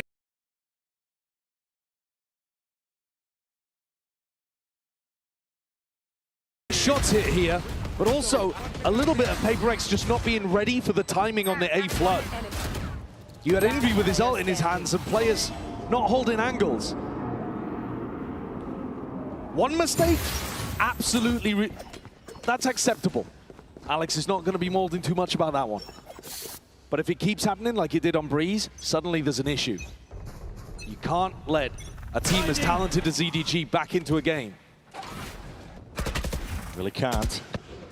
Potential for a trap play here. EDG trying to square up nobody. This is just ridiculous! How'd he get one? Still gets the one before the trade is in sight. A lockdown. They should be pushing these EDG players into the extremities, but Device so smart in terms of the crosshair placement. Where are they going? Where are you going? Indecisive. Smokey's running forwards. Some players running back. The flash is good with the connection, but it goes both ways. Blinded up. Smokey is going to batter his way out of this one. Into a corner. Into a box. He got a second. How are they managing it? Mistakes being made by PRX once more. This can't be happening. Not a repeat of Breeze. But a 2v3. Something in Envy. Not done yet. Plan at least down. They've got great post-plant utility. If something gets a kill, the round should be over. The orbital strike should lock things up. Just holding. Tucked for now. Doesn't want to give anything away. Hearing sound cues now. We're going to see that one moving over, but that's going to be the molly sailing over. Jenny's already got half. It's a good win con. Turn for them. Envy's found it. Hold on. Flash ready. But no kill claimed critically onto something. He doesn't have the ult to play for here. Envy! Oh my! Tiny miss, what are they doing? Min-max it towards the bitter end, but they got that half. So it's EDG securing it up. They just couldn't find that post-plant setup that they were looking for here. But it's individuals again, Brett. It really is. He's just barreled into a smoke, and then Smoggy's run all the way through a lockdown. Decided a completely different game plan to Jenny. They crossed paths in the middle, bumped into each other. But Smoggy had a round to win. 24 and 12. The player that was highest rated in the VCTCN Grand Finals has woken up again to carry where Kong couldn't. They're doing it again, EDG. One round at a time. Trying to drag it back to equal here. Forward play, Forsaken is very much out into the open. The jump spot, the Trailblazer. Sends over the punish. And here's the players close. We're going to take a listen in EDG. Are they ready for this? 小心摆手，小心回爆弹，小心爆弹。我留，别急，这是大招的。Jump 我放了，阿克我在看，没大一个，我可以打，不行，我开不了大，应该有大招。思凯还在 Jump 是吧？思凯回新 Jump 了，上来一个 Jump， 去踢球一个，手包点了只能。我还在看 B 大，我在看 B 大，你去帮他行吗，张周？B 大，我在加 A 大，我在加 A 大，我封烟，A 大没有，假的，小心 B， 杀地。 小心 B， 小心 B， 逼近了，小心冲你 Candy 啊，我来保你哦。你去吧。Spacious play by EDG. They are cutting PRX to shreds. Plan potentially might go down. Envy with a committal now. They do have ults to work with, but still it's a player disadvantage. EDG primed, ready. Oh, but a strike being offloaded this early on, forcing the issue. It's exactly what they ordered. Exactly what they needed. Still a 2v2 though, they're not quite out of the woods just yet. Kang forwards with a stick, potentially earned, no, just gets off in time. It's a perfect beat by Something. Stimmy now forwards, and another tap. See if they can pull these players way down to buy. Something capitalizes off of all that noise. PRX get up to map point off the back of an incredible round from Something. Known for the jet in this meta, this aggro brim round is beautiful. He uses all of his utility prior to the post plant. A masterclass in how not to bait his brim. Immaculate timing off the back of Envy's stun. Collects these kills, drives him into uncomfortable positions, and swings off his teammate. No hesitation at all. One round is all that is needed to send us all the way to split. But this, remember, was the scoreline on Breeze, and PRX failed to capitalize. EDG attempt to get it done. The weaponry is not ideal. Stingers offloaded, nobody posturing like he's stronger than he is. He's a one player alone onto the A site. No matter work for now. Kang decapitates Divide to that north side of the map. They've missed him, but he's turning up late. Turning up when it matters most. Obviously picked up here, but this is a rapid approach once more. EDG reinforcing over towards the B site. PRX's composition just snowballs these ultimates so heavily. Envy's one away, Forsaken's one away, Jing 2 away. EDG's win condition at this point is just a hope that PRX fumble them, or that EDG can get in front of them. In a round like this, with lighter weaponry, a Sheriff and 2 Stingers, they're loving the fact right now that PRX are split up. There's only 30 seconds left, by the way, here. Split up across the board. The door's going to be opening up, though. It gives a bit of an indicator over towards A. How is Victor's going over towards B? Are they going through spawn? Jenny's being pulled away, potentially. Something's going to be going down. Jing is straight there. Hold on. Causing all sorts of chaos. The orbital strike is uploaded early. Jenny doesn't choose to use it to deny the plan. There's 20 seconds left. Do you even have time to reach this? 14, 13. It's going against them now, and nobody is playing spoiler. Just cuts them to shreds. EDG. Somehow they find a foothold. Somehow they find a way, round by round, piece by piece. Jenny stays alive with the Vandal. Chichu without an opportunity to upgrade, though. The money is still not going to be good. EDG are still working with odds and ends. 30 but seconds Kang left. hit 2 very important kills over the course of this round. A quarter of his total in the map. 10 seconds left. And they still have not baited these ultimates out of PRX. This is one of those rounds where they got in front. See how well it goes for them, though. Again, PRX, all they need is one, and with the ults on their side, surely you got to imagine EDG can't keep putting these miracle rounds online. Smokes, primed, cutting off all the angles here. The trip's going to be catching. Smokes off in their face, Stimmy down now, but that's going to be the showstopper to lead it all the way forwards here. Second satchel, looking for it to fade away, and it's nice movement still. He will go down, Smokey, stunned up, caught into the corner. Ults are going to be expended now with that Nightfall forwards. The crunch and the pinch. Oh! EDG, decisiveness and zero hesitation. For Divide now, it's a weakened Chichu. Kang with no rifle. There are ins, there are ways to get back. Potentially send us all the way to split. We've got to get past so damn much. Kang, critical info. Comes to the side, 45 seconds left. A lot of time to work with Divide. Placing swarm grenade. It's a guessing game for him as he hunts out where the remaining player could be. Chichu is low, 4 HP. First shot accuracy is what it's going to come down. 2, he's going to fall. 30 seconds left. Chopped down. Kang revealed himself. Kang! He steps up when they needed it. At the final hour, the protagonist emerges to help put rounds on the board and do the same thing to PRX as what happened on Breeze.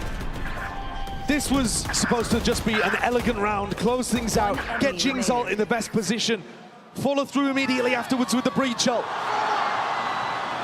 They expended the entire arsenal, and yet EDG still prevailed.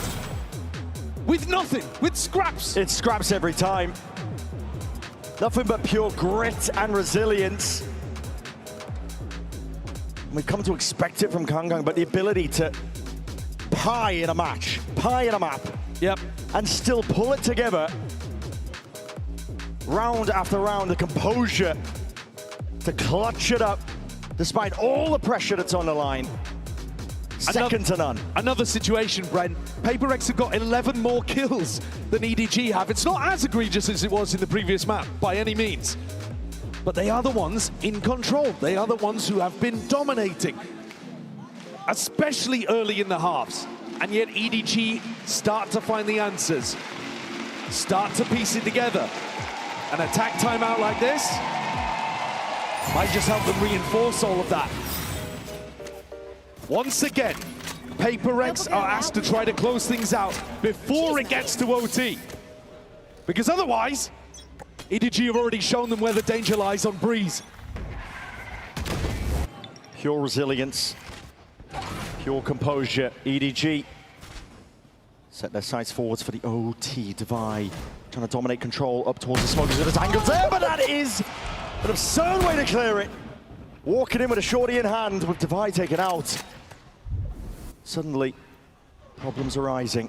Nobody did that in the previous round. He walked in and went 1 for 1. This time he brings a buddy with a shorty. Really good adjustment coming out of the attack timeout. Shows you, even though EDG and their IGL nobody are unconventional, they can still find really good answers.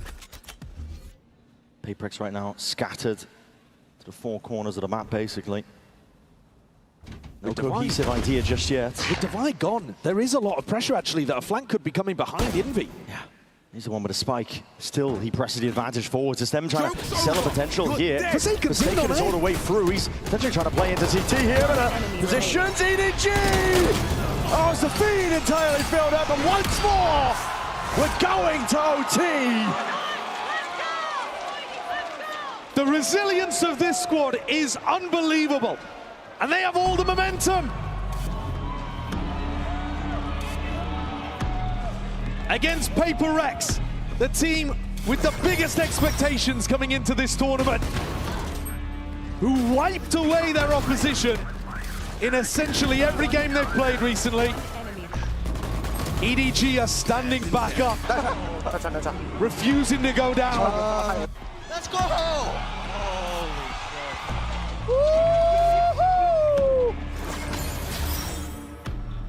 OT, EDG return to the attack side. Smoggy on an absolute tear. 28 kills forwards. PRX back on the defense now. Lost their chance in regulation. Maybe they'll look to see if they can seal it up, take it all the way to split here. Tough road though. EDG never a team to give up too early. Cam is going to let them know Trailblazer used on the north side. Clash from the crowds.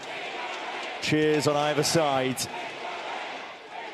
The tension palpable now. Shots hitting straight to the dome. He's going to be brought down. But Forsaken trying to whip his way all the way in. Jing and the counterforwards running and gunning in a satchel to see if he can buy himself a bit of safety. The smoke.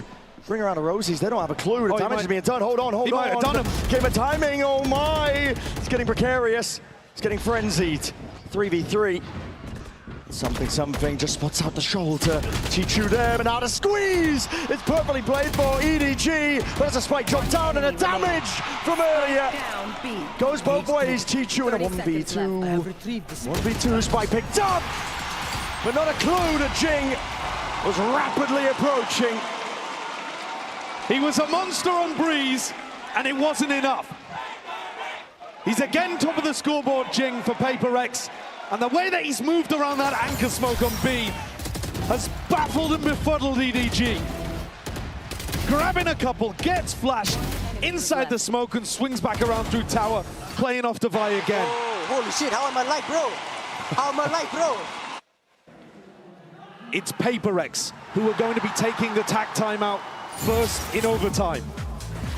Alex wants to put a strategy in their hands that will make this one clean. They had 3 chances to convert on Breeze. 4, I think, including OT actually, but 3 again here on Fracture, this being the 4th. You got to close it out when the game is in your hands. Definitely tell though that these two teams, scrim partners since the dawn of time. Just a different level that they bring out the best out of each other, but you can't deny that PRX, they have been dropping the ball. But this is their moment. Good chance to see if they can send it all the way to a map 3, a decider to see who sits in that grand finals for that upper bracket. For PRX, this whole tournament is about grasping opportunities when presented to you. The meta came towards them. Their form is outrageous. Jing might be in the best form of his entire career, and he's been at the top of the game for 5 years. Yeah. You have to capitalize when opportunities like this present. This entire tournament is an opportunity for PRX to round out the cabinet, and this round has got to be a micro demonstration of the same. Straight in there. Over to be picked up. Door's going to open up. It's a pop fake. They have been very good at threading this kind of stuff through, but nobody has just grabbed so much information towards the north side instantly. Yeah, just full sprint off the back of his horn, not seeing anything. I mean, if he was... He's the type of player. I thought for a moment he was going to get the rope. He was eyeing it up, wasn't he? Oh, he's thinking about it. It would be insanity. He's thinking about it, but no. Peelsen's back away, but they have given up the entirety of B. I don't know what is going on in the EDG camp right now. It's carnage. Walking back and forth here. PRX might be just walking straight back into the stack. How have they called this perfectly? Oh, there is no way. Operator! Kong's going to be good for it. Takes a shot, but a trade is there. Wall to cut this one up and across, in through that sand control. That also means Jing's one away from Showstopper, though. Jing contacting again onto the line. There's a pixel angle, the pre-fire. Smoggy almost going down as a result. Could have been dire. Could have been it. Nobody still, it's a guessing game. He's just been sprinting back and forth, getting the steps in. It's a fault line and a swing forwards. Chichu looking to see if he can bail it out, relieve some of this pressure, but the Aftershocks finding these kills. Chichu anchoring, he's a menace, and an ult offloaded and a rocket to the back. That will spell defeat and doom. Nobody forced to do it all in a 1v2. Damage stone drops down, plant is down though. The positioning not too ideal. The PRX finally get the round that matters. They pull it all the way. There's no stopping this train. The final stop will be split.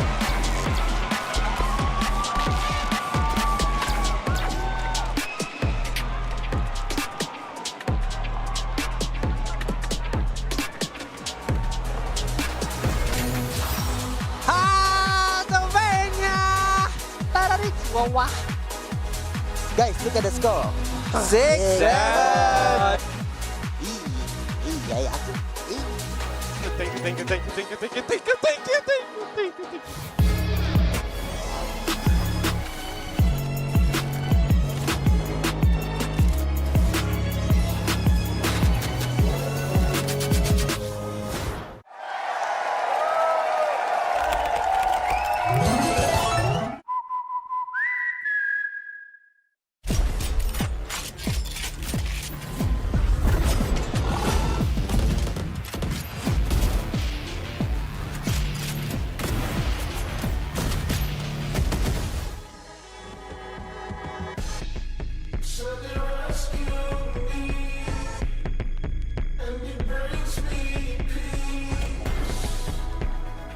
Hello, sounds like Meg.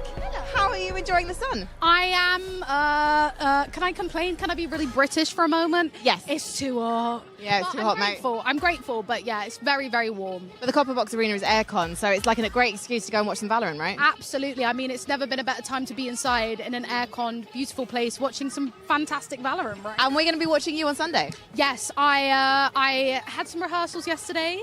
I'm so excited, and I hope everybody can tune in and see the glorious new map and have some fun with us. So. And you've seen the glorious new map? I have seen the glorious new map. I will keep everything sort of close to my chest. You have to be there to see it though, because it is magical. And you are going to be the captain of Team Chaos. Yes, I am. I hope we can bring you lots of chaos on the stage, as well as hopefully some zen moments. But yeah, we've got a few tricks up our sleeve to bring some chaos to you guys at home and in the arena. What kind of leader are you? an aggro one.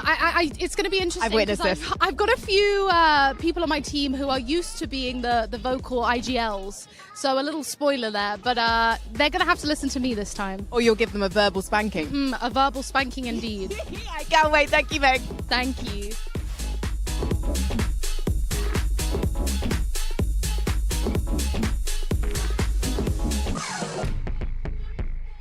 Gabber, you come all the way from Mexico for today? I'm all the way from Mexico, yeah. And what's your favorite thing about London so far? Well, everything. It's been really good for now. The city's amazing, and something that really amazes me is how coordinated is the traffic. Because in Mexico, it's chaos. It's chaos, yeah. And I think it's probably going to get quite chaotic in the matches later today. I know you're rooting for Leviathan against Team Vitality, but also your loyalty has been bought. Show me the shirt. I have a PRX shirt. I've been fan for PRX since I think 2022 maybe. And well, I've been Lev fan since I know Lev. But PRX even this jersey, so I'm really grateful for that. And well, yeah, let's go PRX and go Live. But what happens if it is a PRX Leviathan Grand Final? Which jersey are you going to wear? You might have to cut them up and sew them together. Well, it happened not on a final, but we had a PRX versus Lev, and I was going for one map. I had the jersey from PRX, and the other map I went for Lev. So a little quick change. Well, yeah, I have to go with both.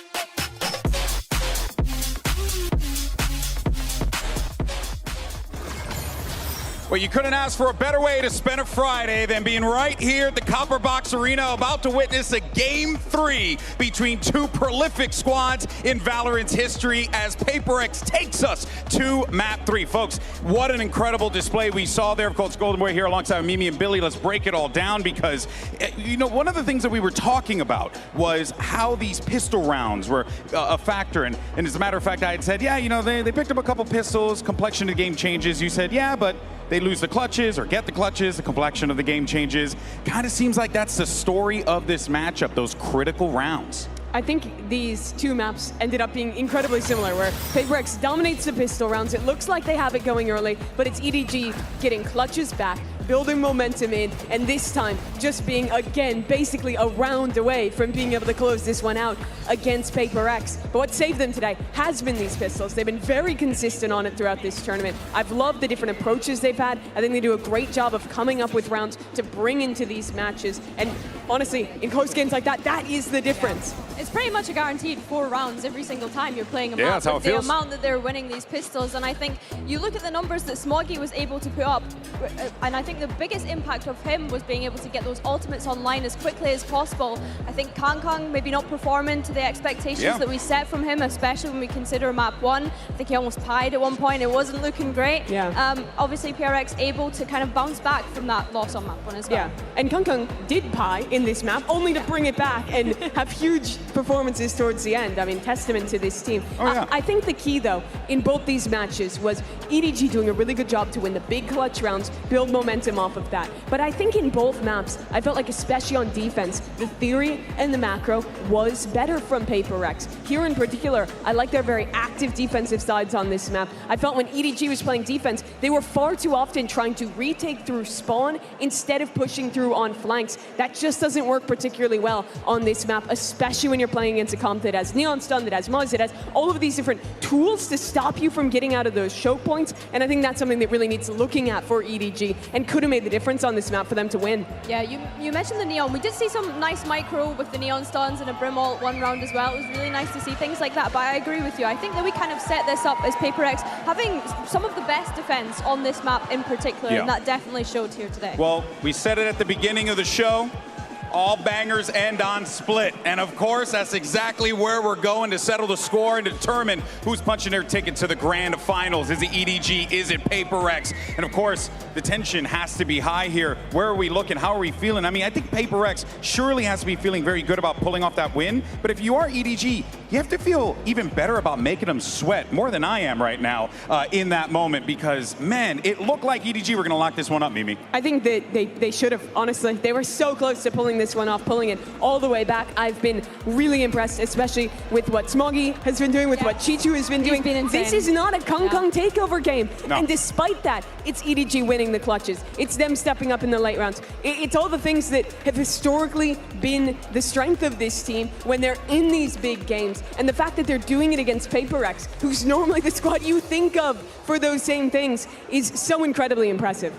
I think when I think of PRX on this map, we need to talk about how dominant they had been up until that match against Vitality the other day. Of course, Vitality being able to steal that one away from PRX, and I'm hoping that they've been able to take those learnings away from that loss. I think that there was moments where I would have liked them to have fought through mids rather than putting so much focus on the extremities. Yeah, I agree. I think that what Vitality really got over PRX is that their defense is reliant on winning those extremity fights. They're always going for that space. And what Vitality did was simply play back, go for late round contact plays into mid, and that was highly effective. I would love to see a PRX willing to, once they have that operator online for something, just post that on an extremity and look for more rounds like trap plays in mid, re-pushing into that space instead. But I do think these are pretty easy fixes to their macro off the Vitality loss. But this is what you like, but what's the reality? I mean, what are we thinking is probably going to happen here, Mimi? It's double duelist mirror match between the two best double duelist teams in this tournament. Crashing out, it's folks. Kong Kong versus Jing. It's going to be an incredible match that comes down to the clutches, that comes down to the individualism,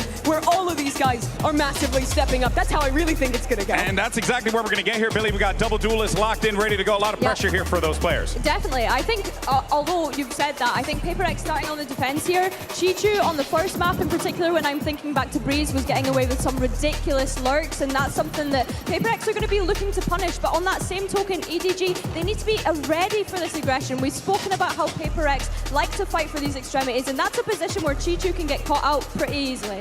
All right, well, Copper Box Arena, we're going to a map 3. You guys excited? No, I want to hear it. Upper bracket final. It's map 3. Make some noise. Casters, take it away. These first two maps are going to go off. This third one bound to be explosive, bound to be neck-and-neck action between these two squads. Desperate for that chance to earn a spot in the grand finals. It's a chance to claim their own portion of history in VCT. The last time these two teams had clashed, neither of them had their trophy. Now both owning one and looking for a second. And whoever wins this would be favored in the grand finals with that map veto. PRX have won every pistol, almost in the entire tournament, and yet EDG have still been hanging on. It could make all the difference. Really could. EDG rapidly all the way around, straight down the vents from a ramp. And PRX were playing in spawn to play off the sound cues. They're on their heels. Yeah, Divide was in a passive position, so he's not going to get caught. Flank's coming through, though. Look at this. They're not aware of this at all. That's a spike drop down. Invy's the one to secure that one. First blood going his way. Smoggy forward, seeing they can find a way through, punch a hole out of this setup. But with the spike drop down again, the PRX pistols have just been outrageous. Yeah, it's a disaster, this one for EDG. They tried to cook up something interesting, and PRX were in spawn, hot on their heels, immediately re-pushing vent. There was not a thought in nobody's mind that there could be a player running him down on that quick of a timing as he trailblazed for his team to take pressure in mid, up through B heaven. This spike should be unrecoverable. Chichu, Kong Kong will do their best. 30 seconds left. Shots rattled now. Hold on, head to start the roll, but a flash and a peek. What they ordered up here, the spacing, hold on, gripping, okay. Eventually gonna be able to find a way forwards. Pissed around again, par for the course of PRX. It's absolutely unbelievable. The consistency that they've had and the immaculate read on what was happening during this. Yeah. I mean, it's not like you've never seen a pistol like this. You absolutely have. A-ramp take, flood back through mid, go towards B heaven. But the speed with which PRX recognize what's happening to them and they are immediately barreling after EDG looking for the fight. Completely caught them off guard. Be careful with that gas. EDG changed their split composition. I think looking to mirror what PRX were doing. There's damage done there, Jenny. Trying to get cheeky. You're right, they will try to look to mirror them. This is one of the advantages of being PRX, is that other people are looking to you in metas like this to figure out what is good. The question to see who can do it better. Big brother, little brother type B in this final map. Yeah, see it now. Just with the Sheriff though, it's a decent amount of damage. Kills though, barely coming through. Devi's got to be careful of this one, 27 health, but okay. Fade away, steps to the side. It's a lovely three-piece for him. What a reaction from the guy. I think PRX can be happy anytime they just cleanly convert these positions. With the way that it's been going in the match so far. They're keeping the energy up. And they've got weaker weaponry heading into this bonus, but a lot of it's still going to be dangerous. Now you see Forsaken and Ching fight over B main all the time. And in rounds like this, Forsaken loves to do his walk through a smoke play. It really does. Ching with that judge. Passive from EDG early on. Yeah, look at them, they're holding for it. Yeah, they're just hoping that PRX makes the play. Yeah. They want Forsaken to walk all the way out of that. They've seen it before. We all have. But it's also the threat, right? It's also the fact that PRX have done it so many times forces EDG to just sit here for 30 seconds, essentially wasting the clock, their own clock. That's the threat, that's the pressure that PRX's aggression can do, even when they mix up the tempo and throw a slow round at you like this. We'll see, Forsaken, slight pixel angle. ADS up with a Bulldog. Kill claim with Smoggy being cut out, 0 and 3. That contact also pulls Jing and Devi closer towards B main. And something's finding kills all over the place, hold on, and we're gonna see a bonus potentially in their sights. EDG are looking for answers in a possibility like this. Hold on to Paranoia, sent flying out, but that DTP, that is accounted for. 30 seconds Paranoia was sidestep. Made their way onto the side. They're gonna be able to get this plant down. Chishu is gonna be so late on this. There's enormous pressure on Jenny and nobody to stand tall. It really is, but somehow still coming up with it. It's Devi who gets it, now a double Sancho, oh my god! Nobody just leaves it into Jenny's capable hands now, and time potentially bought. Chichu is going to be arriving. MV trying to step towards it, picks up the gun, but he's still looking for that second player because surely Chichu's nearby. Snake bite, sails out, reveals a hand where Chichu's playing. Forward, side, stepping, MV forwards, 70 HP, gets on it. Tap, moves out into the wide. So Jenny though just deletes him out of his sight. 4 kills to salvage a very tricky situation. It's another spectacular round from a player re-entering the roster for EDG. Chishu's lurk was outrageously late. They left a lot on this guy's shoulders, and he delivers again. Whether he's playing the smokes, or the Senti, or the KO, he's there, the glue guy for EDG. And they've been searching for a replacement player like him for 2 years. Finally found him in a meta that works better. Yeah, we're seeing it. DTP, rapid take now over towards that B main control. Forwards is Forsaken. Looking to see if he can run this one down, but he's going to be stunned up. TP again. Surely not this time. Once more. He looks straight to the top of that box. The play is being accounted for. EDG get full access over towards the B side. That nade needs to be respected. Nobody barely out of dodge here. Second wave of the util. Blaze is going to clear on the hell player. Ching is way ahead of the rest of his pack. Looking to take this fight forwards in B up towards that perch, but then again it's all Smoggy. Watching for it. Immediately steps back up to the plate. I think they completely misunderstood where Chichu was in this round. Something was still looking for a lurk, and that's why he wasn't with either of the other two on the retake. It's not really a feasible 1v3, this one. Well, they are weak. We'll go down one shot to the Outlaw, but they're just not going to give him the option. He's not going to go for it. He's going to be left with an Outlaw. I mean, he might be able to upgrade this one. Yeah. Yeah, he's got a Phantom that he can go grab. But that's a round that PRX would love to have another go at again. Money's not going to be in a great position. Jing, Forsaken, Devi all down to within the hundreds of credits.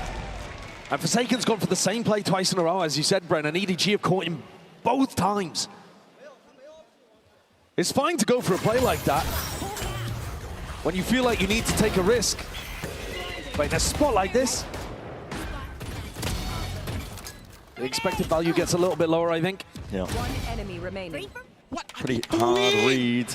You're seeing the frustration on Alex's face. Well, the risks in that round are very individual. Forsaken takes the risk. Jing takes the risk while Envy is smoked off.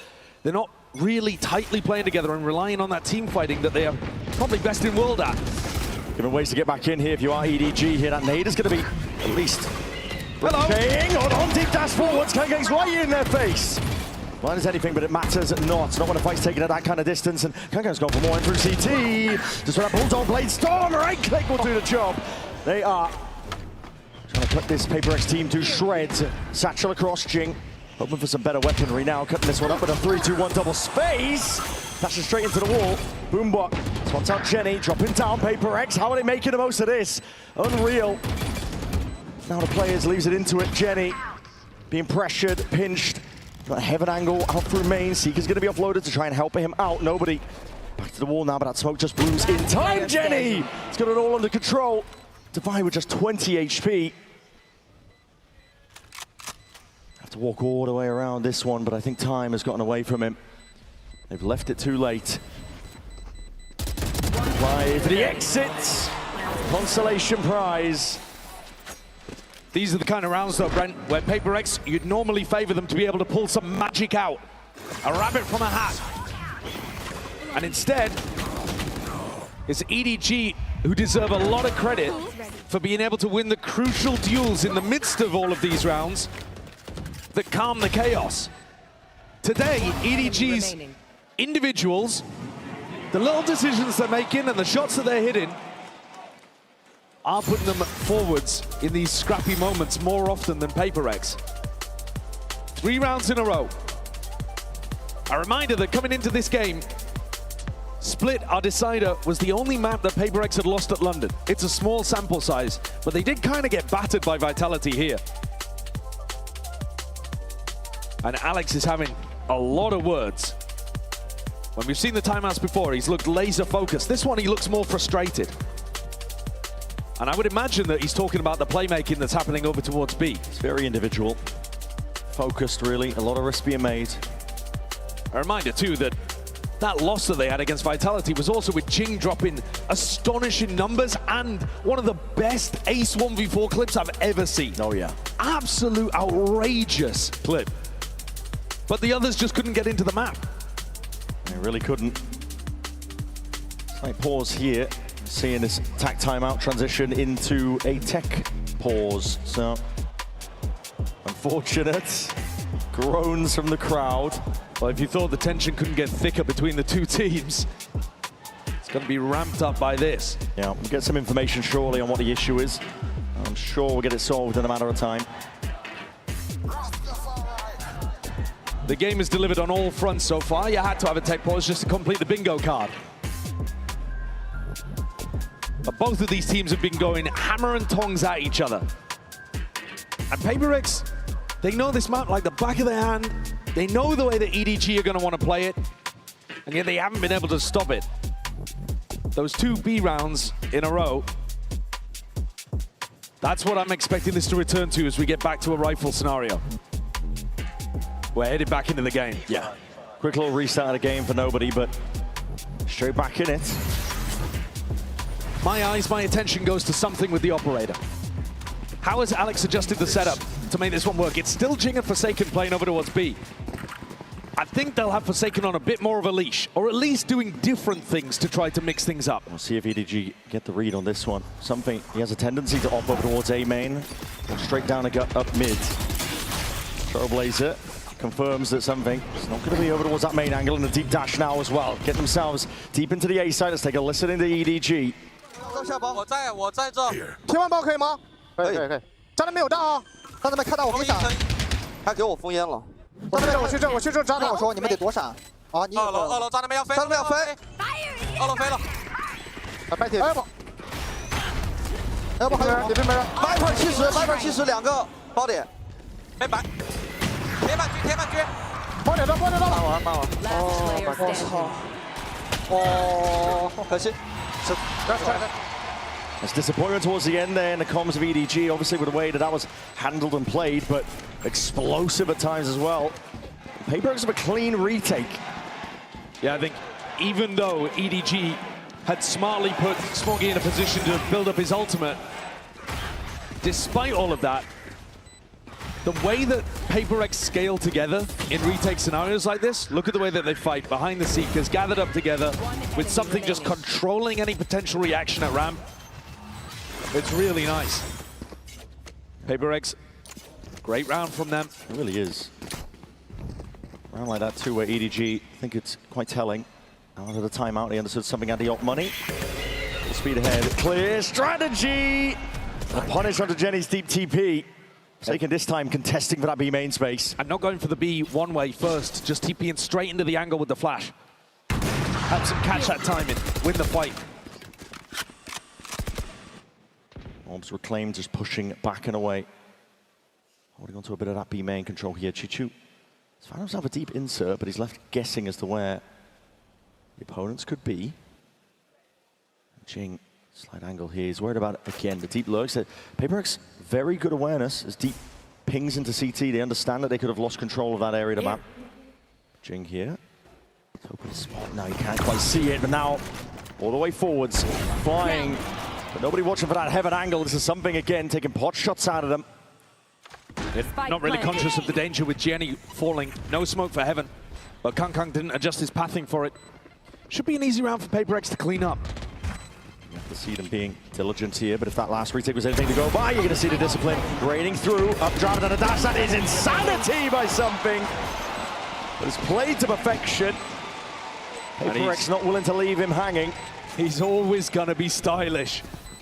The Jet on split. His style of play is beautiful to watch. I love the adjustment coming out from Alex as well. They're fighting more aggressively over B main, even though this is an anti-eco. Funneling them into the A retake, which they look really strong at.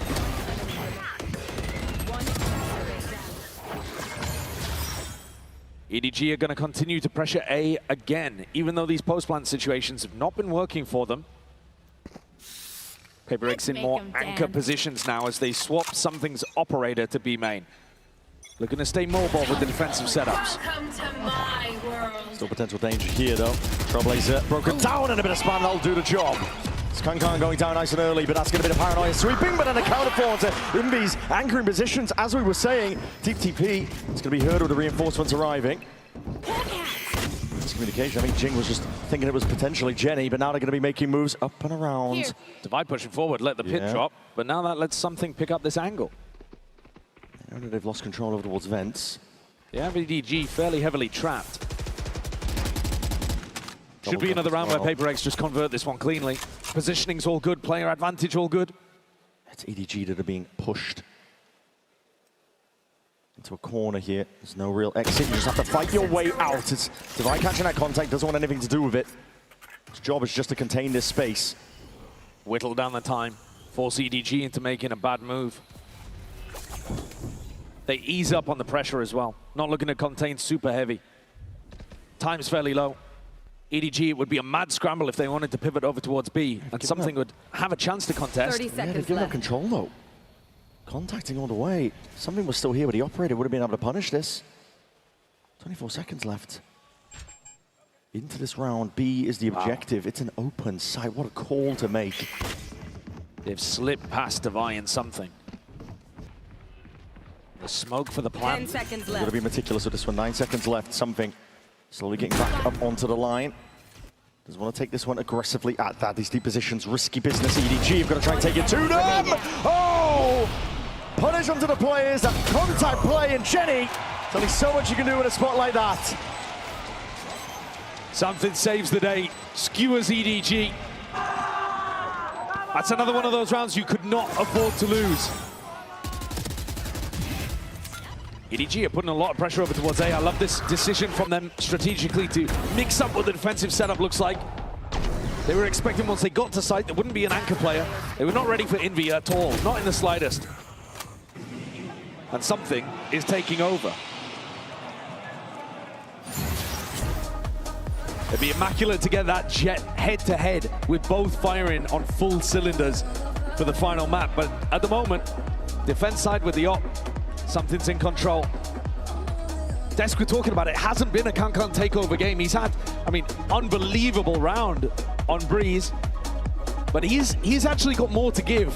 There are a few things, pistol rounds, Kankan's individual level, that if EDG managed to get them going, absolutely could make the difference. It really could. I mean, Kankan, previous series that EDG have played, it's him that has stepped up to the challenge. Top numbers across the board to close out their previous series. They're going to need to see it from him once more. This EDG timeout has got to come up with something good. This one, it's going to be a weaker buy for EDG. More of a minor investment. Not willing to really go all in, other than Chichu. He's got the hero rifle. They were getting their success in rounds 3 and 4 by putting immense pressure over towards B. And for whatever reason, nobody has not led the troops back in that direction until this round.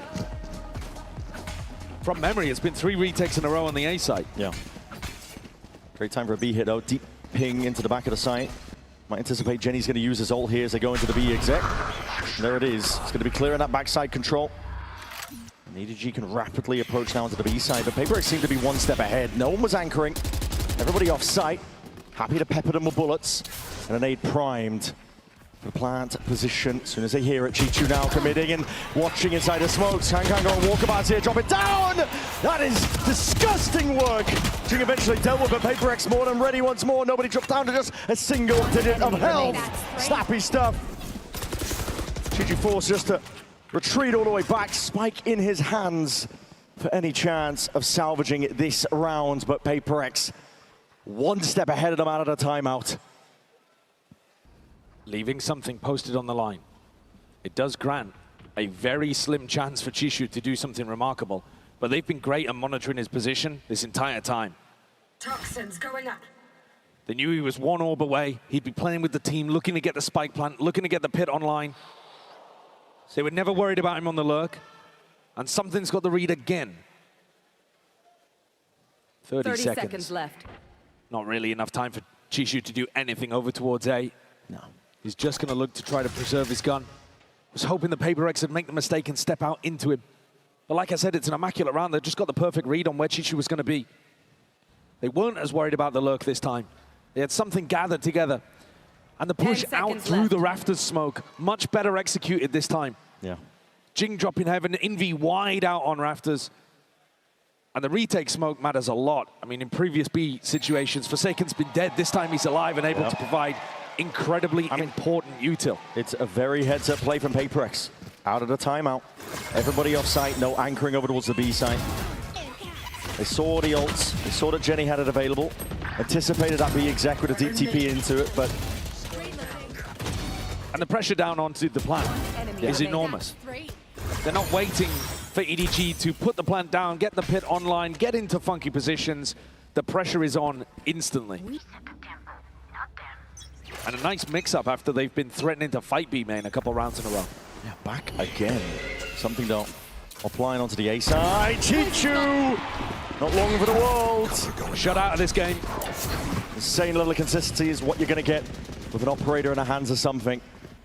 EDG given full access once more towards this site. Again, worried about the next step of things deep.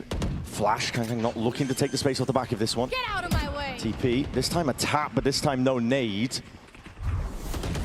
Seeing him hold it all the way down by taking it towards CT. Something activating. And all that pressure applied. Jing getting away with murder. Another round where they bait EDG and they lure them into the site. You guys can have it. It's free. And then they collapse the trap. It's a masterclass. It really is. It's beautiful. They know the conditioning from earlier. They know the first few taps of the spike. It's just going to be that. Just taps. They also took down Chishu so early on, so they don't need to worry about the lurk. When you're playing against a team that likes to 4-1, Helicopter. as soon as you take out Chishu, all eyes focused on the site. EDG have occasionally mixed things up where Kang also lurks through mid. Be nice to see something like that because the game plan is not working right now. This is interesting. The money's all over the place here for EDG. They group up into A. EDG have also just been putting a lot of pressure on the outsides of the maps. Think about what the desk was setting up. Vitality won this map by putting pressure through the center of the map, by splitting into these sites. Not something that EDG have been doing much of. EDG are hyper-focused on execing through A main and B main. And they're getting punished for it. They know Smoggy's one away from the ult. This is risky business from something. It's a lot of angles to account for, but a dash. It's going to be prime for this one. Nobody used the dog, but nobody took the space off the back of it. Now set up potentially for success here. Players just waiting to walk straight into him. Reaction time test, but usually good for it. A shot just goes wide. Top of that face here is going to be immediately evacuating, looking to not contest whatsoever. It's going to be sailing though. Up and over now. Risky business. 30 seconds left. Smoggy not going to be going for that plan. Asika's even just blinding up the opposition, but it's a full retake yet to be played for. Now is here Jing. Showstopper finds a mark, and the Bucky can't even get it done. Jing running all over them now, still alive and kicking. The spray control just whipping it around, making sure to put a stop to any of it. And Chichu's on that he's been trying to deploy for the last 3 rounds. Chopped down at the knees. PRX retake game plan is working excellently here against EDG. It's too one-dimensional. They can't figure out how to win a post plan. They don't contain enough of the map because they're not threatening through mid. EDG have been hanging with PRX this entire match. And now it seems to have all slipped away. It's essential for EDG to put this last round on the board with the way that the pistol rounds have been going. You can't let PRX get a 9-3 up. Pistol round into the next, you'd just be staring down at the barrel. They've got an Odin spam on the A main line. Spam, straight shot though. Operator's going to be going wide here. Kang straight up, now we're going to see that showstopper utilized. The Odin spam punished. Divine taken out. Rocket, potential there maybe, but sidestep for now. The Divine going down, this retake wall is not going to be coming to fruition. Much harder in terms of the retake for PRX, but I've been barely getting under control. Double satchel, what is that? Jing!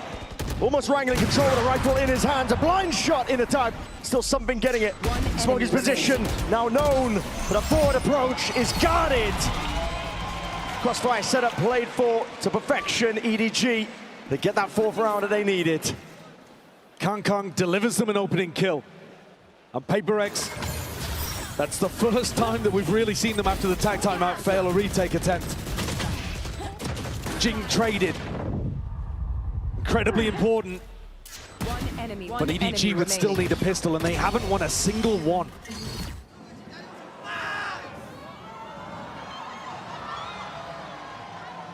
Tough going, but it's all to play for. Grand final spot on the line between these two teams. Who gets there? We're going to be finding out after this.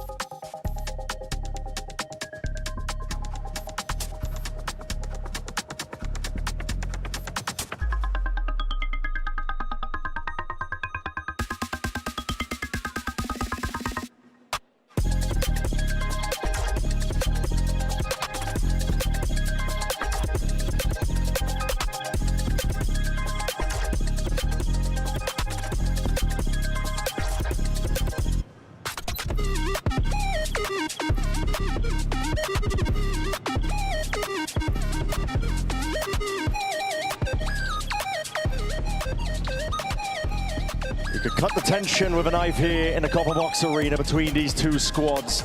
The impossible now being asked for of EDG to get back into this half. Every single pistol round has gone the way of PRX so far in this series. They get one more, it could be spelling defeat, it could be spelling doom. But EDG have shown nothing but tenacity, nothing but grit. I don't think they're going to be down and out too easily. They've been toe-to-toe, neck and neck with PRX. Sheer will, it feels like sometimes, powering them through rounds that they had no right to win and yet did anyway. The underdogs. But here, 8-4 down. There's never been a more important round for them to be able to secure. Very much an all-in here. Flash not getting a connection, and it didn't bait the trap play. It's PRX walking up off the back of it. They hear potential rotation. Smoggied up, catches it, signs alive now with that dash. Primed, Brockton ready. Somebody's going to be straight back in there, but snap to the side. Envy was unexpecting that one with the refight and the repeat. Paranoia is good. He's taking straight on it, and the damage on the Kangkong. Essentially, you might see it reciprocated. Yes, it's Forsaken. Just gliding and jumping straight to the side. Half clearance into the flower pot. It's nobody. Claims alive for something. Trailblazer, anything to buy him a bit of space and time to start his good with a connection. EDG, finally! The pistol round that was promised to them, they get it online.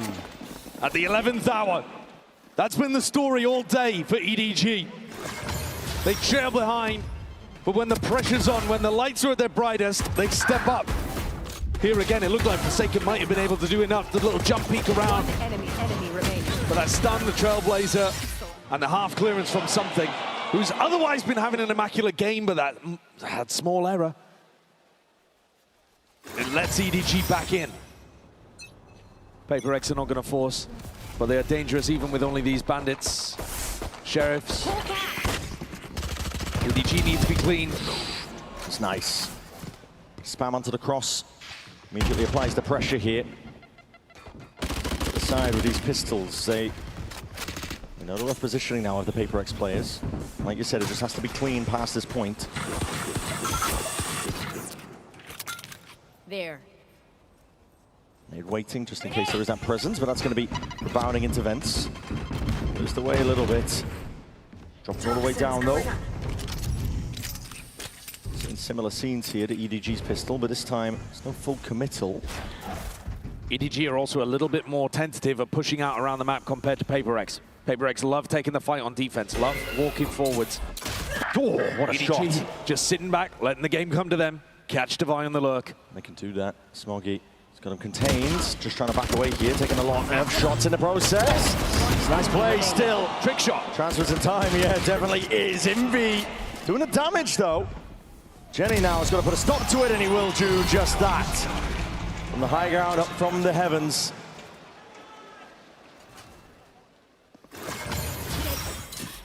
EDG unable to recover though. An extra weapon off the back of that. But coming in on the bonus. Not looking super great in terms of having a good defensive setup here, really. I mean, look at the weaponry that they're working with. It's going to be a Bucky. Oh, Force of the Phantom. Okay. Oh, that is a massive decision late on, about to head into this round from Kangkong. It's a big gambit. Full armor, Phantom in hand, and a one-and-done position with no one holding B Heaven control. No. He's in danger. And he's also nowhere near the Bladestorm. I mean, he'd have to have a phenomenal round to even have that in the back pocket for the next. It's mid-control being given up by EDG, just the boom bots exchange on either side. Poking, prodding over towards B main. They are probably going to have a slightly more defensive setup, as I say, on this half, compared to PRX, who are always looking for that fight. Thus far, really nice read from PRX too, taking up all of that space that's being given them through mid. And have to take this all the way up towards B Heaven. Chichu is going to have one hell of a task. Looking at the defender, pushes one back. Kangkong is hard committed to dash. It's not going to be primed. It's open angles, open avenues, just trying to shoot them all down. It's immediate dash to disengage, dinks through the wall. This is definitely picking apart this PRX opposition. Gearing up though, prime time, waiting for the smokes to dissipate before the B main players potentially activate. Spotting these barrels out wide. Now we're going to see that nade and a flash forwards and the activation of all the sound cues. Pressure being made It's perfect stuff from PRX. 30 seconds left. Able to play each other in perfectly at that. This is risky business. Kang Oh my. gets away with it. Hold on. Pick that one up. You're not done just yet. He's got a dash back in his back pocket too and a heal on board from the IGL. Raid boss himself looking to see if he can step all the way up. This is PRX trying to gear up, but falling asleep ever so slightly. Trying to time it just with nobody's flash. Now he's picked up the gun, reclaiming it. It has to be coming down to these individual shots. Slight reaction times here. He's going to be chipped down potentially. Double dash in now with a satchel. Smoggy straight there. Need to push them. Nobody's found it. Hold on. Iffy! Oh! Snaps back to the side. And earns himself that Red Bull clutch. Rifle in hand. Treachery from the Bucky. Envy stays alive. Look at the aggression here in the post fight from PRX, giving nobody multiple different opportunities to close. And a blast, taking down a 26 HP, but not enough. That man's heart may not last the entire match. I'm going to be able to take all of this. Seiken, TP, this is all an attempt to pull the defensive players into spawn. It's succeeding. Yeah, very passive positions. Pulling the util out. It's going to give Divide tons of space to work with in mid. Yeah, look at it. Just follow the Seekers all the way up. Not too worried about it now, but he should be potentially. The adjustment of the shots. It's Kankan that's gone wide. Falling prey to Divide, already taking up all that space, but still doesn't force the issue. Jing just sidestepping this one. TP into the back. Jenny is already going down. Cut to shreds by the bullets. Smoggy there. Shooting in the dark. He's able to trade out at least one of the kills, but it's a 2v4 at this point. PRX have slow sieged their way all the way into the B site. EDG have already got a somewhat cautious approach to their defense side. And then after Forsaken throws the ult in, they've just pulled back their defensive line really heavily. Granted PRX all the space. Kang only needed to hit one of those bullets with the Outlaw and Divide would have dropped. The pressure would have been relieved, but he couldn't land it. It's a really nice idea by PRX. Seekers on one side, Fake with the Omen ult on the other. Gone hunting potentially for these EDG players, but Smoggy is one away for his ult. It's a round that comes down to the wire in the previous, and then an instant response where they just dismantle the defensive setup. It's so much harder to defend when you're being forced to run back through your own smoke into the site, especially if you don't have B Heaven. Yeah. B Heaven's got to be your position to try to flood from. EDG, I feel like this entire match have been losing the positioning battle, but they've still been able to find success in other areas to make up for it. Now it feels a little overwhelming. Yeah, the clutch potential. Don't want to count this team just out yet, but again, the weaponry taking a knock. Some blind firing. Hoping for a lucky connection. Flash in the face, but dodged for now. This wall causing a couple of issues, but the fuel going to be running out of it soon enough. PRX happy to just wait it out. Crouch, so now slowly creeping back up onto the line. Contact plays. The Trailblazer's going to be able to clear a decent path up towards that Heaven angle, and it does put pressure onto Smoggy. Trying to anchor from this spot, yet how does he find it? As that smoke blooms, now the ult's earned right from the backside. Now this is Jing looking to see if he can satchel in. He's creating a little noise. Pressure made. Trying to see if he can bait out these shots and kills. Flooding in though. Wonderful spacing and good fundamentals on display. Potential chance to claim a kill. Still a 3v3. Love the way that Jing is jiggling that. Perfection from PRX. Pulls all the tension away now. Kang backs himself out. Is there any other better weapons that they can reclaim? Because Jenny's playing as a judge, Chichu with a sheriff. Not ready yet. Kang the only one with a rifle. It's going to be on him. And look at this discipline. This is unreal stuff. High-low cooked up. Heaven angle accounted for. Swinging with confidence in their hearts. But you might be going toe-to-toe here with Chichu. Got to be careful. At the end of the day, PRX have got shooters themselves. 11 rounds now for PRX. Getting closer and closer to a date with destiny in the finals. And the discipline difference as they've warmed up throughout the series. Jing only commits to that when the rest of his team is already through the choke point, ready to pinch. And then a high-low setup in front of the Paranoia. No way that Jenny can have any impact in that round. Or Kang for the matter. Head taken off instantly. That was a round where EDG took a gamble. EDG decided to invest up in that round and see if they could pull things back, even with the lighter guns. And now, PRX are running away with it. 3 rounds in a row on their attack side after an 8-4 dominant half. Puts them with a lead of 5. And EDG's economy again in a poor spot. They will be able to buy it. It'll be a scrappy force. It's all over the place, really, yeah. The money, you can get some rifles going, but Jenny looks like he's forcing a rifle, no armor. Smoggy's not going to be able to get too much done. This is a tough position for EDG to be placed into. They've shown amazing grit, do not get me wrong. Map 1, Map 2 being able to drag back these rounds, make it competitive despite just getting blown out when it comes to the scoreline. Kills not going their way. They found their moments. Yeah, they've showcased that resilience that you need to be able to lift trophies again. But whoever wins this game is going into the grand finals with a massive advantage in the map veto as well. If you win here, you've taken that first important step towards that second trophy, towards legacy. Chance again to secure yourself in a history box. Good punish. Jing with that satchel play, it's Kang just stands his ground, immediately dash to disengage. It's a wonderful first kill opener, but PRX, question is, how do they reclaim it? Divide, want space over towards A. Could be calling for the rotation of the troops to come back over towards his direction. And because Jenny plays in such a hard anchor spot, his opportunities to re-clear areas are extremely limited. He's alone on an island. No idea if people are walking into heaven. Let's take a listen. You can come back, actually. We have 1 minute, guys, don't worry. They're playing side, they have Sky. Go back. They know here. Let's do 2 from me there. Legit. Go B main. You guys go B main. I go 2 with Zilla. Okay. Because they're not gonna clear this A main again. Yeah. They're fucking kancang now. Yeah. Just keep pulling up that side. Careful, check out, right? I'll tell you once more, guys, or later. Okay, my right side. Yeah. I have flash too. They should be playing set, they put CS now. No operator, right? Can you check Vin? No. Guys, make sound on B main, please. I'm picking 3, 2, 1. Yeah, they're playing set. Make sound on. Smoke heaven, guys. I'm talking now. I go long. Flashing back pillar. In the smoke, Ila. Can we fight him?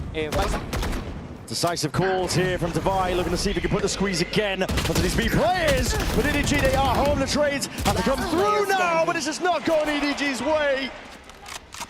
A 1v2 once more. Jenny 30 seconds left to once more do the impossible. He's placed in difficult positions. That's his job on this squad. He's often able to come up with the goods, but a 1v2 with no armor to his name. That's going to be difficult to see if he can get through. Envy and Divide counting for a lot here, cutting up in terms of the angles they're playing at. Hold on. Spotted it out, but there it is, Divide. Lands a shot that was necessary. He's been a monster in London. You hear him in the calls, you see him in the server, you see him in the kill feed. The way that he's controlled the game and understood what EDG's playstyle is, they didn't go for that re-clear in A-main. They were holding in passive positions. And the coordination that he calls for in terms of when to make noise and how he's going to pull the defensive eyes in different directions. That's a lovely opportunity to listen in. Oh yeah. To a team that now has 6 chances to close out and go to a grand finals. Have a date with Destiny potentially ordered up. 1 more round. Push them into that grand finals.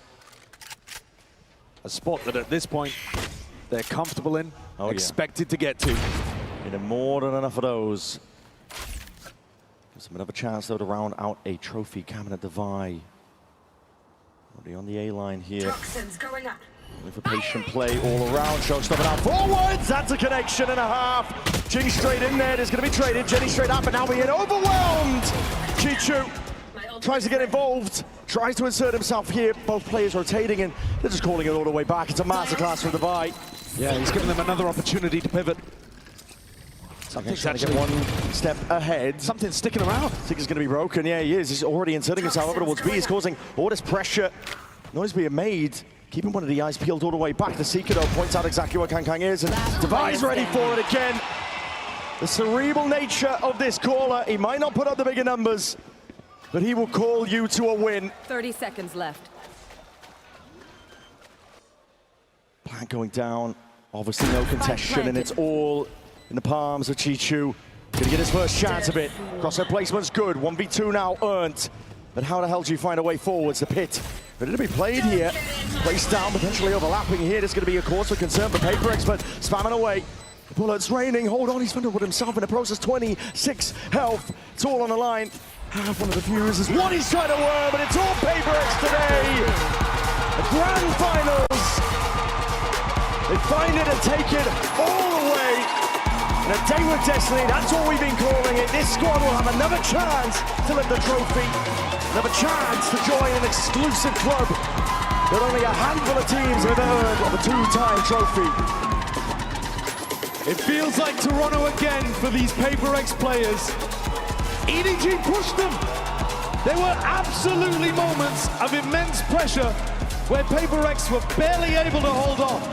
But this final map, they showcased a quality that is absolutely undeniable. PRX are favorites for a reason, and they head into that grand finals looking to take the crown. Double map man advantage they're going to be working with. They can take a bow here today. They've earned their spot in that grand finals best of 5. EDG, of course, their story's not over just yet. They're going to be sent down to that lower bracket. They're going to be waiting to see who they are going to be playing against. Match after this one, bound to be a good one. For PRX, that upcoming game is not just about another trophy, it's about legacy. It's about envy as well. Top fragger in this final map, 20 and 10, an incredible performance so far. For now, though, we're going to send it down to the floor. Frankie is standing by for the Verizon post-match interview, and I believe it's going to be with Jing. The PRX fans here in London are absolutely delighted with their team, especially as we got to see 3 banging maps today. Jing is just signing things, and then I'm going to have a chat with him. Signing in the yellow Sharpie. I know the fans are really keen to talk to you. Jing, what's it like going straight through to the grand final? No lower bracket run this time. I mean, I think it's a really good feeling because we've been to grand final in Santiago as well, so it's back-to-back grand final. So yeah, I'm really happy. I feel like we are still improving day by day, and hopefully we deliver in the grand finals. And earlier this week, I spoke to Divide about the fact that you've clearly been working on those pistols since Pacific. That was something you wanted to fix. Do you think the result could have been different today if you hadn't won them?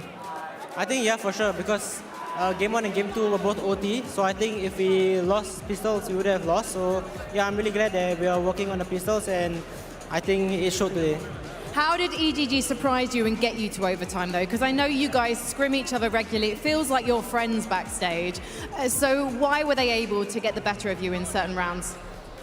I feel like on Breeze especially, they played really well, and like a lot of situations, like I think like 3v4s and stuff, they just kind of hit their shots and they played better as a team. So yeah, that's why they came back on Breeze.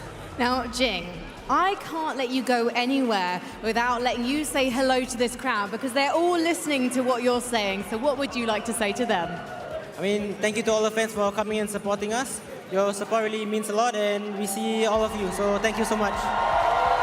Jing, congratulations. We'll see you in the final on Sunday. London, please show your appreciation for PRX.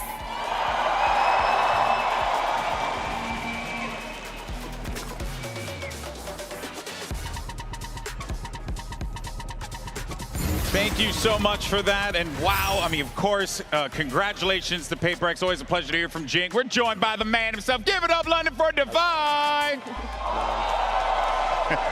Divide, pleasure to speak with you as always, my friend. Thank you for having me. Yeah, always. This was a tough series, right? And I think for you in particular was a tough one as well, because you were trying to rally the troops back together. How did you keep yourself motivated in this one? Because EDG is a phenomenal team, and they were really taking it to you guys. Yeah, I think for me, I mean, as you can see, my aim wasn't aiming today, so I had to... You had a lot of great moments, so don't sell yourself short, baby. But I think for my standard, I think it wasn't the greatest. And I think I had to focus more on what they were doing rather than focusing on the aim, because you can't just rely on your aim when it doesn't work, you know. So, yeah, I think I think my job today was just to align the boys and stuff. And as you can see, Jing has been having a good series as well. Yep. Even for something on Jet and stuff. Yeah. He just feels like a trap card, man, like a Yu-Gi-Oh trap card. You just play him and he's gonna get you something every single time. So good. It's like the Pokemon just said.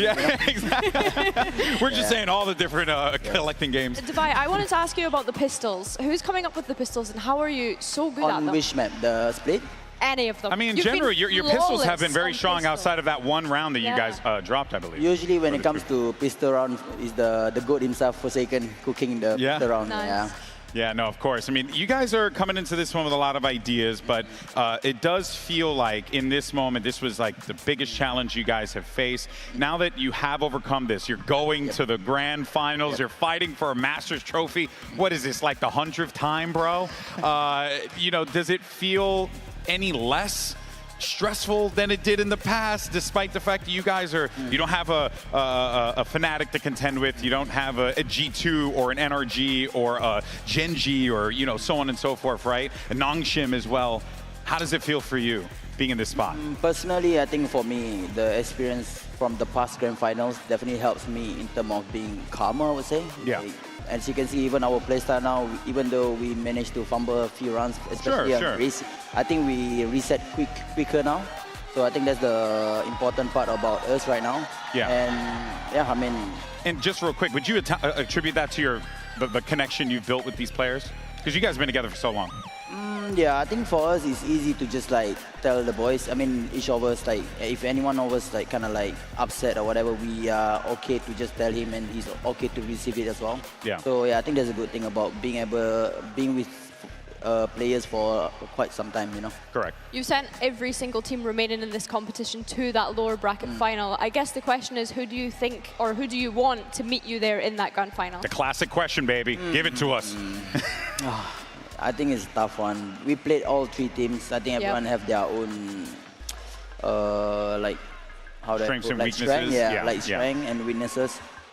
If I had to choose one, probably I would go for EDG. EDG? Okay. Hey, nice. I think a lot of people in here would love They would to see love that, EDG and PRX run it back again. Yep. Divai, always a pleasure, my man. Congratulations, you're going to the grand finals, folks. That's it, PRX, they've locked in their spot, but we still have one spot remaining. Who's going to play against them? We have 3 teams to decide who will be the challenger for PRX. Coming up next, though, 2 of those teams take the stage. Leviathan from the Americas, Vitality versus in EMEA. Whew, it's going to be a banger. You don't want to miss it, and as always, we'll see you on the other side.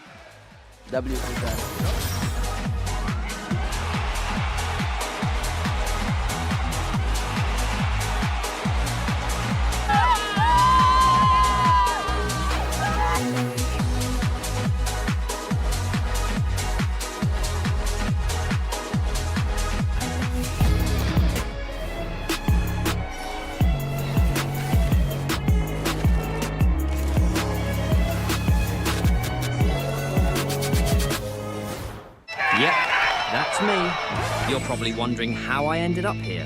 It all started when I got to the FIFA World Cup. And wow, thousands of Verizon customers. Oh, you got the free Verizon tickets too? No, I'm with amazing seats. I'm sorry. Okay. And even pitch-side access. Are you? David Beckham. A Verizon customer. This used to be for players. Now it's for Verizon customers. No one gets you closer. Only on Verizon.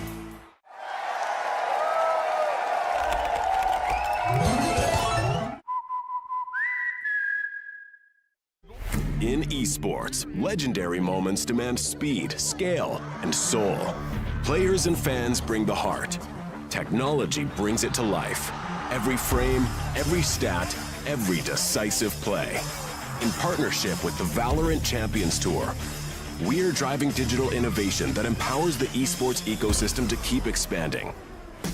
So players can focus on the game, and fans can focus on the moment.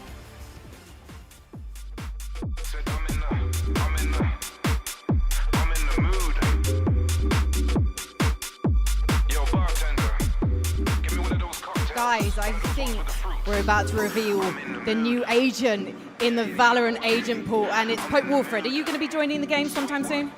Yeah, it's confirmed. It was confirmed weeks ago. I'm coming back. I'm coming into the game.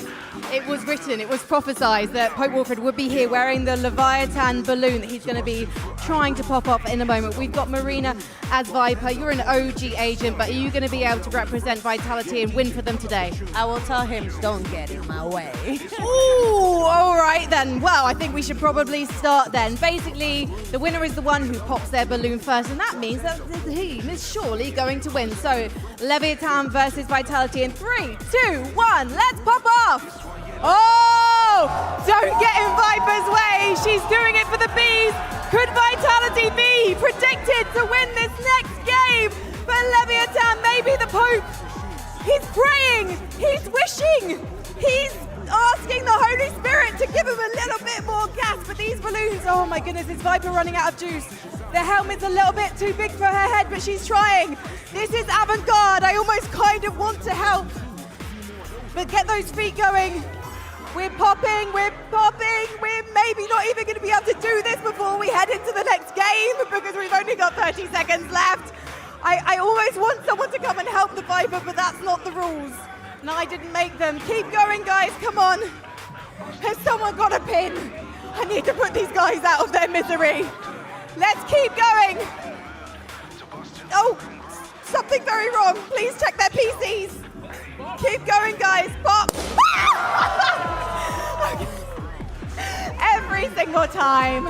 I never fail to scream on camera. Please, no one clip that. Apparently, Vitality will win this one, but we can only find out once we're headed into the game.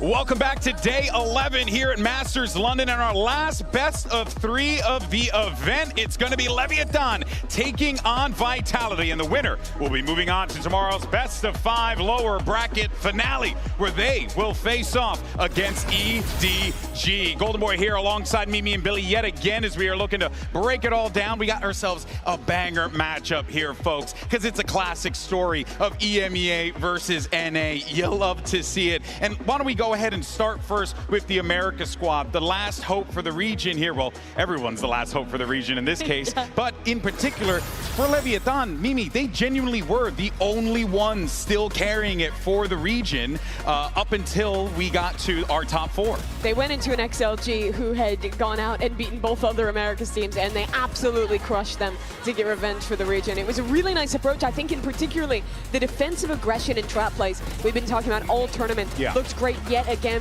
in this game. Here you're seeing some of the rounds from Haven, where they were constantly creating problems for XLG, constantly pushing in these early rounds. And the thing is that a lot of these rounds are brand new. It's not stuff they were showing before. The big worry with Lev was the deeper they went into a tournament, the more counter-stratable they would be, the more they would have shown, the more they'd run out of steam. And at least in that last game against XLG, it seemed quite to the contrary. It was dominant, it was fresh, and it gives you confidence in Lev going into today. Yeah, they've actually looked unpredictable, if anything. I think whenever we've been watching this roster, they've been such an exciting team to watch. And as you mentioned, Mimi, coming into this tournament, we set the team up as this is such a prep-heavy team. They love to run similar things on maps, and like you're saying, they've only really been able to show so much. I feel like a lot of it has been on the fly, which in my opinion is really impressive when you look at King being able to lead these 4 rookies on the team. The only thing I will say though is Vitality and Coach Pal are very much known for their anti-strats back in EMEA, and they love to watch those demos back and be able to counter those. But also on the same note though, I mean,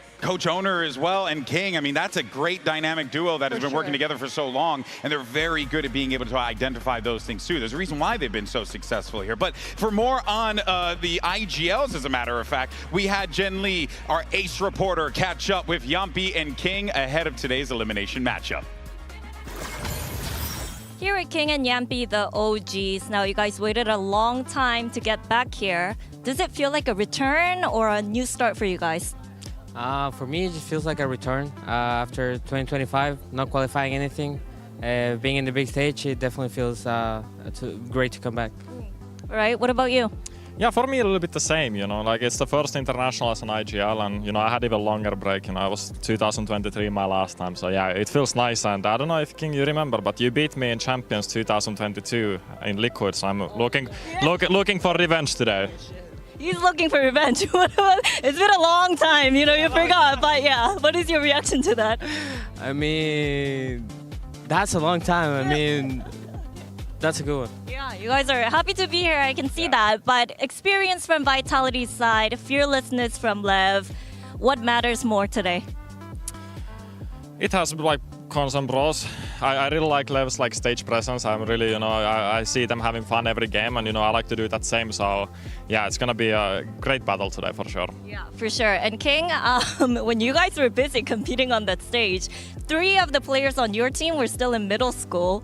So what edge do you have over Vitality today? I mean, it doesn't really matter. I think we showed that we can be a great team even without that much experience. So I agree with Jamp. It's gonna be a great game. Yep. Thank you guys, and I know this is a little bit late, but welcome back. Thank you. Okay, so today we learned that Yampi is holding a generational grudge on King that he just simply is not willing to let go. Fascinating stuff. Good news is, folks, the grudge continues because Yampi and King were facing off against each other in our 1v1 skirmish side select. So let's see if Yampi can start to get this book of revenge written here and start with his first chapter, winning the skirmish. It's so serious, Mimi. It is. He is bringing up the deep cuts going all the way back to 2022, but that was the breakout tournament for LATAM. You look at the history of this team, and all of these players, except for King, are brand new, are rookies. Like Jen said, we're in middle school when the Vitality guys were making their name. That was cold when she said that. I can't believe it. It absolutely was. But going back to 2022, Yampi on the radar is going back to 2022 as well. Blinken, you missed it. Vitality pick up the win, 5-4, so they will get the skirmish side select. Well done. And it seems like Yampi's little by little getting his revenge, guys. This is great. This is great. Okay, now let's see if Yampi can win out in the next phase of this battle as we go to the picks and bans. Surely the W's continue. Let's check it out. Hello and welcome, guys. Let's do the map veto for Leviathan versus Vitality. Vitality won the skirmish and they're choosing their side. Alkkonen, Elias Alkkonen. We pick Team A. Alright, Vitality picks Team A, which means Vitality is banning the first map.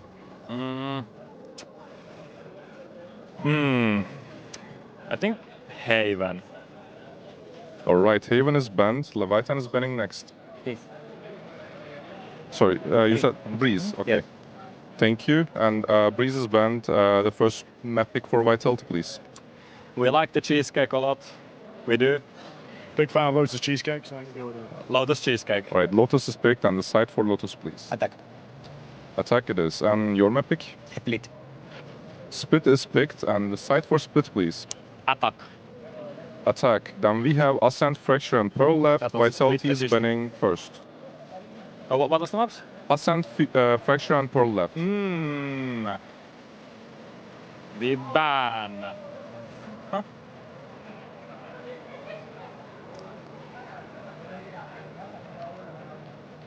Yeah.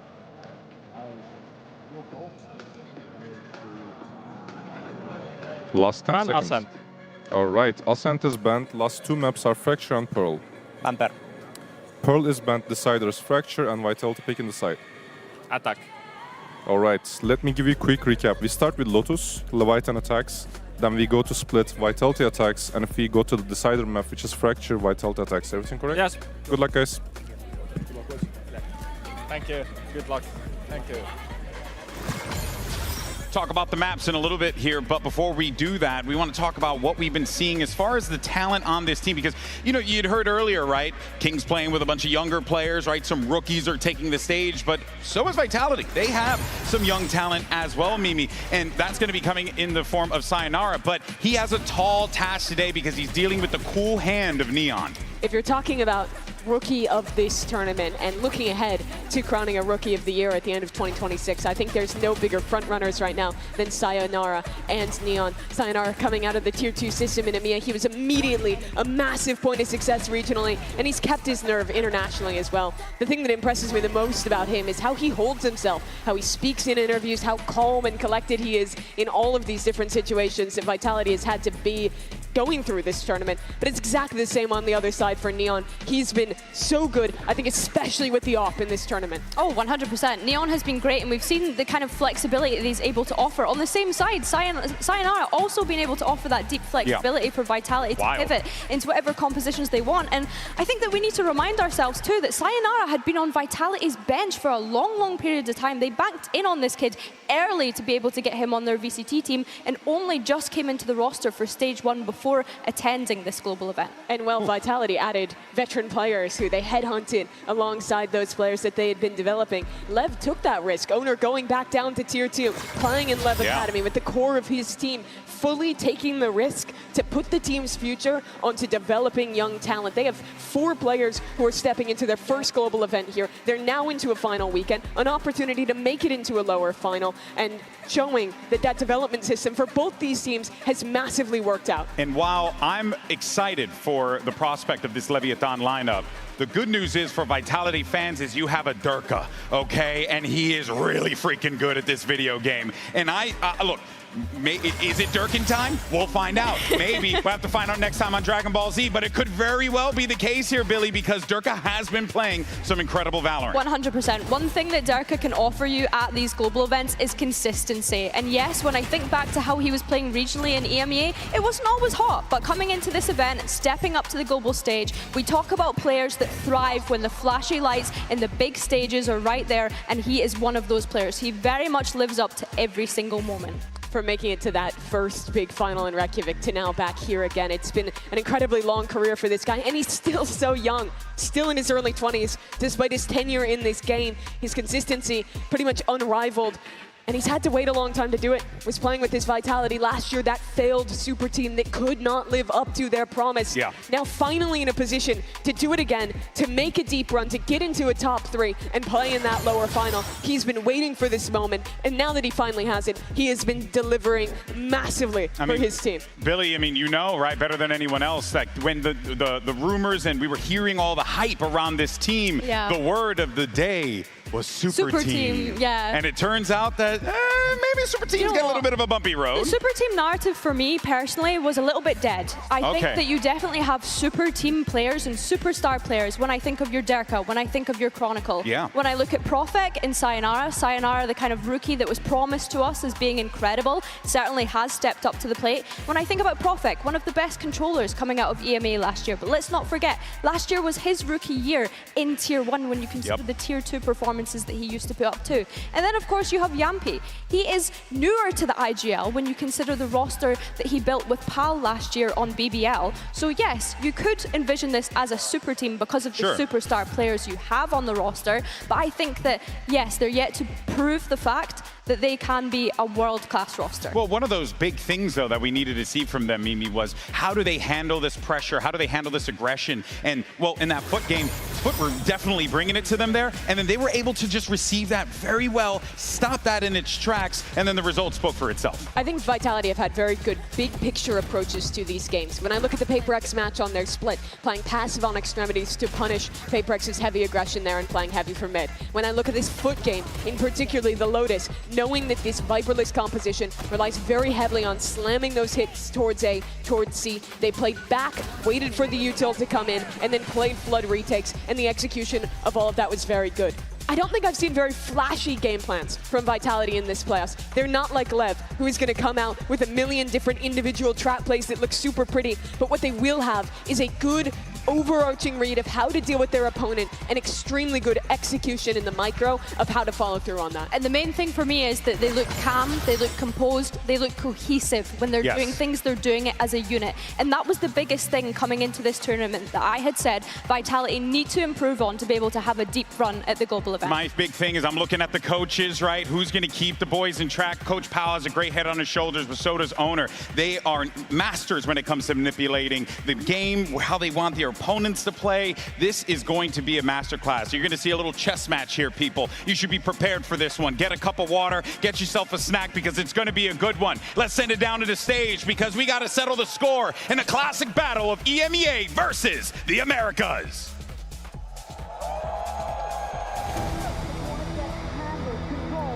Ahead of this, something will find Durka as well. This could be it. Facing elimination doesn't really scare me. I've been here so many times. Yeah, I mean, Durka and Sayonara are the ones that really you need to deliver here on this Fracture. I feel like if you want to win the event, you need to be able to beat everyone. There's no fear on the side of Lev. It feels like they never had fear. Sato! And he wants more. We want to enjoy it as much as possible. Sensational for the young man. We don't want it to be the last. I really like Leviathan. Their energy on the stage is really fun to watch. Us five just standing up, screaming our rounds, I can tell it definitely gets to the opponent's head.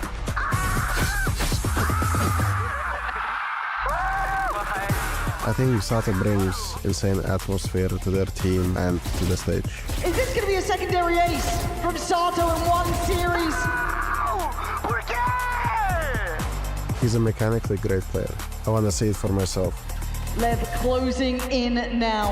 Oh, Sato! I know everyone's looking at Sato and Neon right now. I don't think they have any pressure. They're showing why they're so good.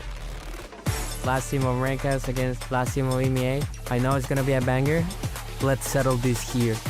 On a global stage.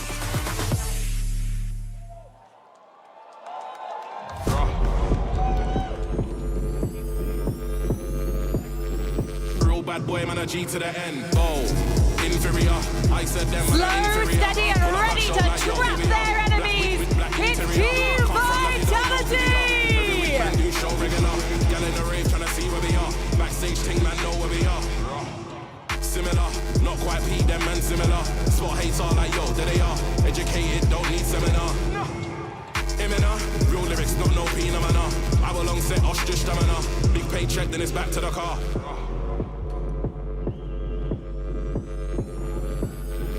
My squad rough like Big Pumper. This dark horse is galloping towards the final. It's Leviathan! Expensive jumper. This money make men feel younger.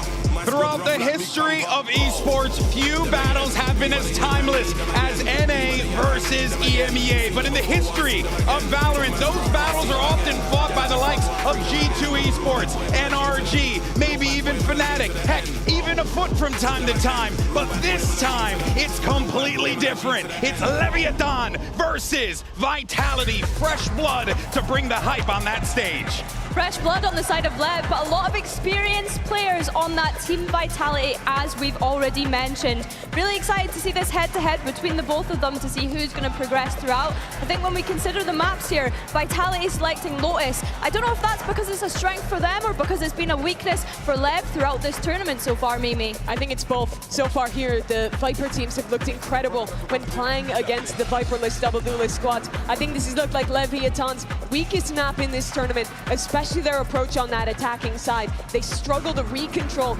back into A, and Vitality, they've looked very, very clean. They're one of the few teams, besides G2, who's gone in this tournament, actually playing this map with a Viper, and I think that approach works so much better. But you look over at Split, and honestly, I think this is a pretty solid map for Vitality as well. Sure, I'd say Lev is favored here. They took PRX down on it the other day. It was a great approach from them in that one. So this is an interesting map pool, especially when Lev had the option to go into the Ascent.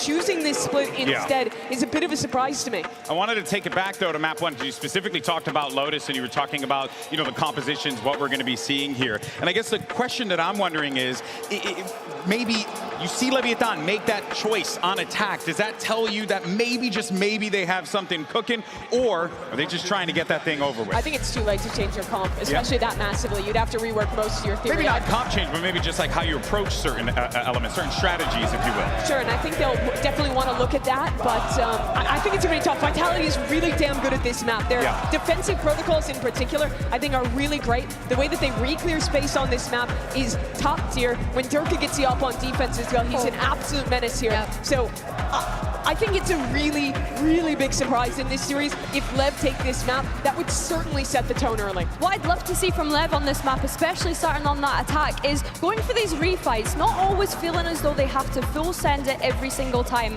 I want to see them take some map control and some space, but then be able to pivot away from that as well to kind of catch Vitality off guard. I think that one of the things they'll need to keep an eye out for is obviously Chronicle's Vi's utility, which we're expecting, and being able to deny as much information away from them as soon as they can, really, when we consider how explosive Leviathan's composition is on this map. You look at the rookies on the stage for Lev as well. 4 players stepping into their first global and now onto the biggest stage. And they're playing against some of the guys who have been there the most. Chronicle, Durka. Mimi, they look comfortable. They're the all-time best players of this game, but Lev doesn't look phased. We've been doing this gig for a hot minute. Those kids look comfortable on that stage. They look comfortable, they look fine, but of course, I mean, Sato's waving to the crowd over there. I mean, this guy is definitely in the zone as well, but on the other side, you see that sign right there. Could it be Dirk in time? Because let's not forget, folks, on the other side, you got the likes of that man right there, and you also have people like Chronicle, game changers, people who have considered to be the GOATs in the game. Is it enough? They haven't been there since 2023. Hey, in the top 4, playing like this. It's been a hot minute for these two, but these are the matches they deliver. Today has really been about those players, those teams that rise under the bright lights. These are 2 of the best examples of it. This is one of the biggest tests for Lev. Even if you win today, you have to go into a lower final tomorrow. And this one is tough. Vitality, a team that's very good at preparation, very good at getting a read on their opponent.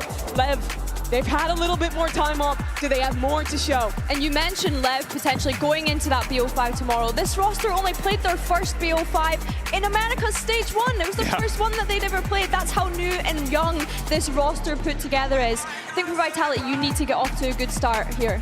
But it's not all comfort for the other side either. Sure, you have Durka, you have Kron, but for Sayonara, Profik, Yampi, Coach Bal, those guys are also stepping into a deeper stage, a stage of a tournament right to the deep end. They haven't been to before. For Yampi, he was here, but that was absolute years ago. And he's still holding the grudge. Tournament. So clearly he's got a chip on his shoulder. But one thing that I do know for certain is that we are going to be treated to one hell of a matchup here, because there's no world that Leviathan just wants to go without a whimper. And you know Vitality wants to show that EMEA is here to represent in their region. It's the last squads from EMEA in America fighting to stay alive. Folks, let's make some noise as we get ready for map 1 and send it over to your casters, Pansy and HiPod. Thank you so much, GB and the desk, and what a moment, right? New generation, same old battle, America's EMEA, a matter of survival. But these 2 look locked in, Mike. There's a lot on the line I think probably with that caveat, this is the 2 best examples we could show right now. Vitality, again, on a run here that's had an asterisk next to it. This will be the true test for me. With the form Lev have demonstrated here in London, if they can come out here and at least show some dominance on one of these maps, and for me, the veto leans a little heavily toward Vitality. It's going to be front-loaded here. If we go to map 3, that's where this series goes into question. Oh, it goes completely off the rails at that point. But I think all of us have enjoyed the prospect of both sides here, seeing Lev just find their footing, find that fire, and keep that tempo up. But Vitality, man, it feels just like a team of sleeping giants. You get a Durka, you get a Kron coming online, terrifying. So Lev starting out on the attack, Vitality on the defense. Early intention shown here by Lev. Stuck up behind the smoke here. Profek sending out some feelers, won't connect just yet. Still, they find their way onto site safely here. Actually looking to pressure onto Profek as well, just before the spike plant. And we've already learned the lesson. They don't care who they face, but Durka tries to remind them. A little note sent, and it's been received. Profek tries to steady himself, but Lev continues. Step by step, but where do they head? Where do they want to finish here? I don't know about this double stack over towards C right now. Actually wrapping through the spawn. Ampy at least will have a chance to check back over towards the A side. The door giving away a sound cue here. Blows tagged up, but still looking healthy in the 3v3. Yeah, it's Sayonara who I'm curious about here. Is that consideration even going to drop, or you wait? There we are, seeing it. Pixel noted, player drop. Looking for a follow-up. Spots it! Great shot, but he couldn't get the kill. That's going to be life held for Neon in a 2v2. No plant yet, so they're going to be able to run this down a little bit. Last player. Neon, the perfect bait off the dog here. It's Yampi now in a 1v2. Still has Haunt, has a Prowler as well to play with. A couple of key tools here, and the Flash, not really effective, so he's going to try and move forward. Neon and Blows. Waiting for this now. Yampi looking to catch someone on the cross out. Doesn't get it on that try. One still present on the site. Doesn't note the second player. It's going to be difficult for Yampi. Trying to find an opportunity. And they're not giving him much. Got plenty of time to play with, though. Yeah, but they're calm on this, Lev. Blows now trying to sit in synergy with Neon. It's quick from Yampi, though. And he's got to know where Blows is. Sees it! Oh! Head first for the captain! Yampi with the first strike. Patience shown here by Yampi to clutch up a 1v2. You can see Lev desperately baiting him in to look for something, with a fantastic Red Bull clutch here to kick off Lotus. I mean, they do so well to even get themselves into a comfortable post plant, considering, like I said, Kron actually drifting a little further afield than you'd expect. Just looking for information, but Sayonara gets caught off guard there. King to invest at least a scope here in round 2, maybe to look for something. Expecting to see Vitality go forwards here with this purchase. Durka a chance to farm up early here. Chronicle will note at least presence early on. Get control of Mound. Again, info on the other side of the map as well. And you look at the most recent games with Lev, those 4-1s were working wonderfully for them before. I think this is a bit of a different beast and a couple of different players when you look at it, right? So I'm curious to see how Vitality have problem solved, something that was so key for Lev in those previous series. And we know they've got the players with the firepower and the caliber to keep up to that approach, but has Vitality got a, I mean, I guess a cure at that point, a remedy for it? That's how you started though, King beheading one already. Chronicles down and Sayonara gets a little isolated. Got to be careful to not get overwhelmed. This could be dangerous. And they want in. He sends them packing with 2. But still, this is damage. And this is a threat. Spikesy's going to get the upgrade as well. A weapon to be retrieved if needed. Don't want to find anything ahead of that smoke dropping either. Yampi still on a pistol here. Has to make something work from behind. Doesn't catch Neon. No. Maybe noticed it on Profek there. Maybe able to put together they're all going to be dedicated towards site. So Profek's paranoia actually becomes pretty paramount, but great reaction from Spikesin. Plays it forward on the corner. Yampi and Durka in unison. Those starting to clear out Neon. Can you go wild here? That's one! The second just too far away. But a fantastic round for Lev, even in a win for Vitality. Beautiful opener here from King. Again, the patience shown, not to noted early on, at least here towards Mount. Just whittle away here with the TP not noted, maybe not noted in the moment, but Sayonara still catching 2. Does really well in this situation. And he's kind of faced with a do or die moment with that paint shell going behind him. Opts to go forward, so needed something on that swing to trim the fat at least.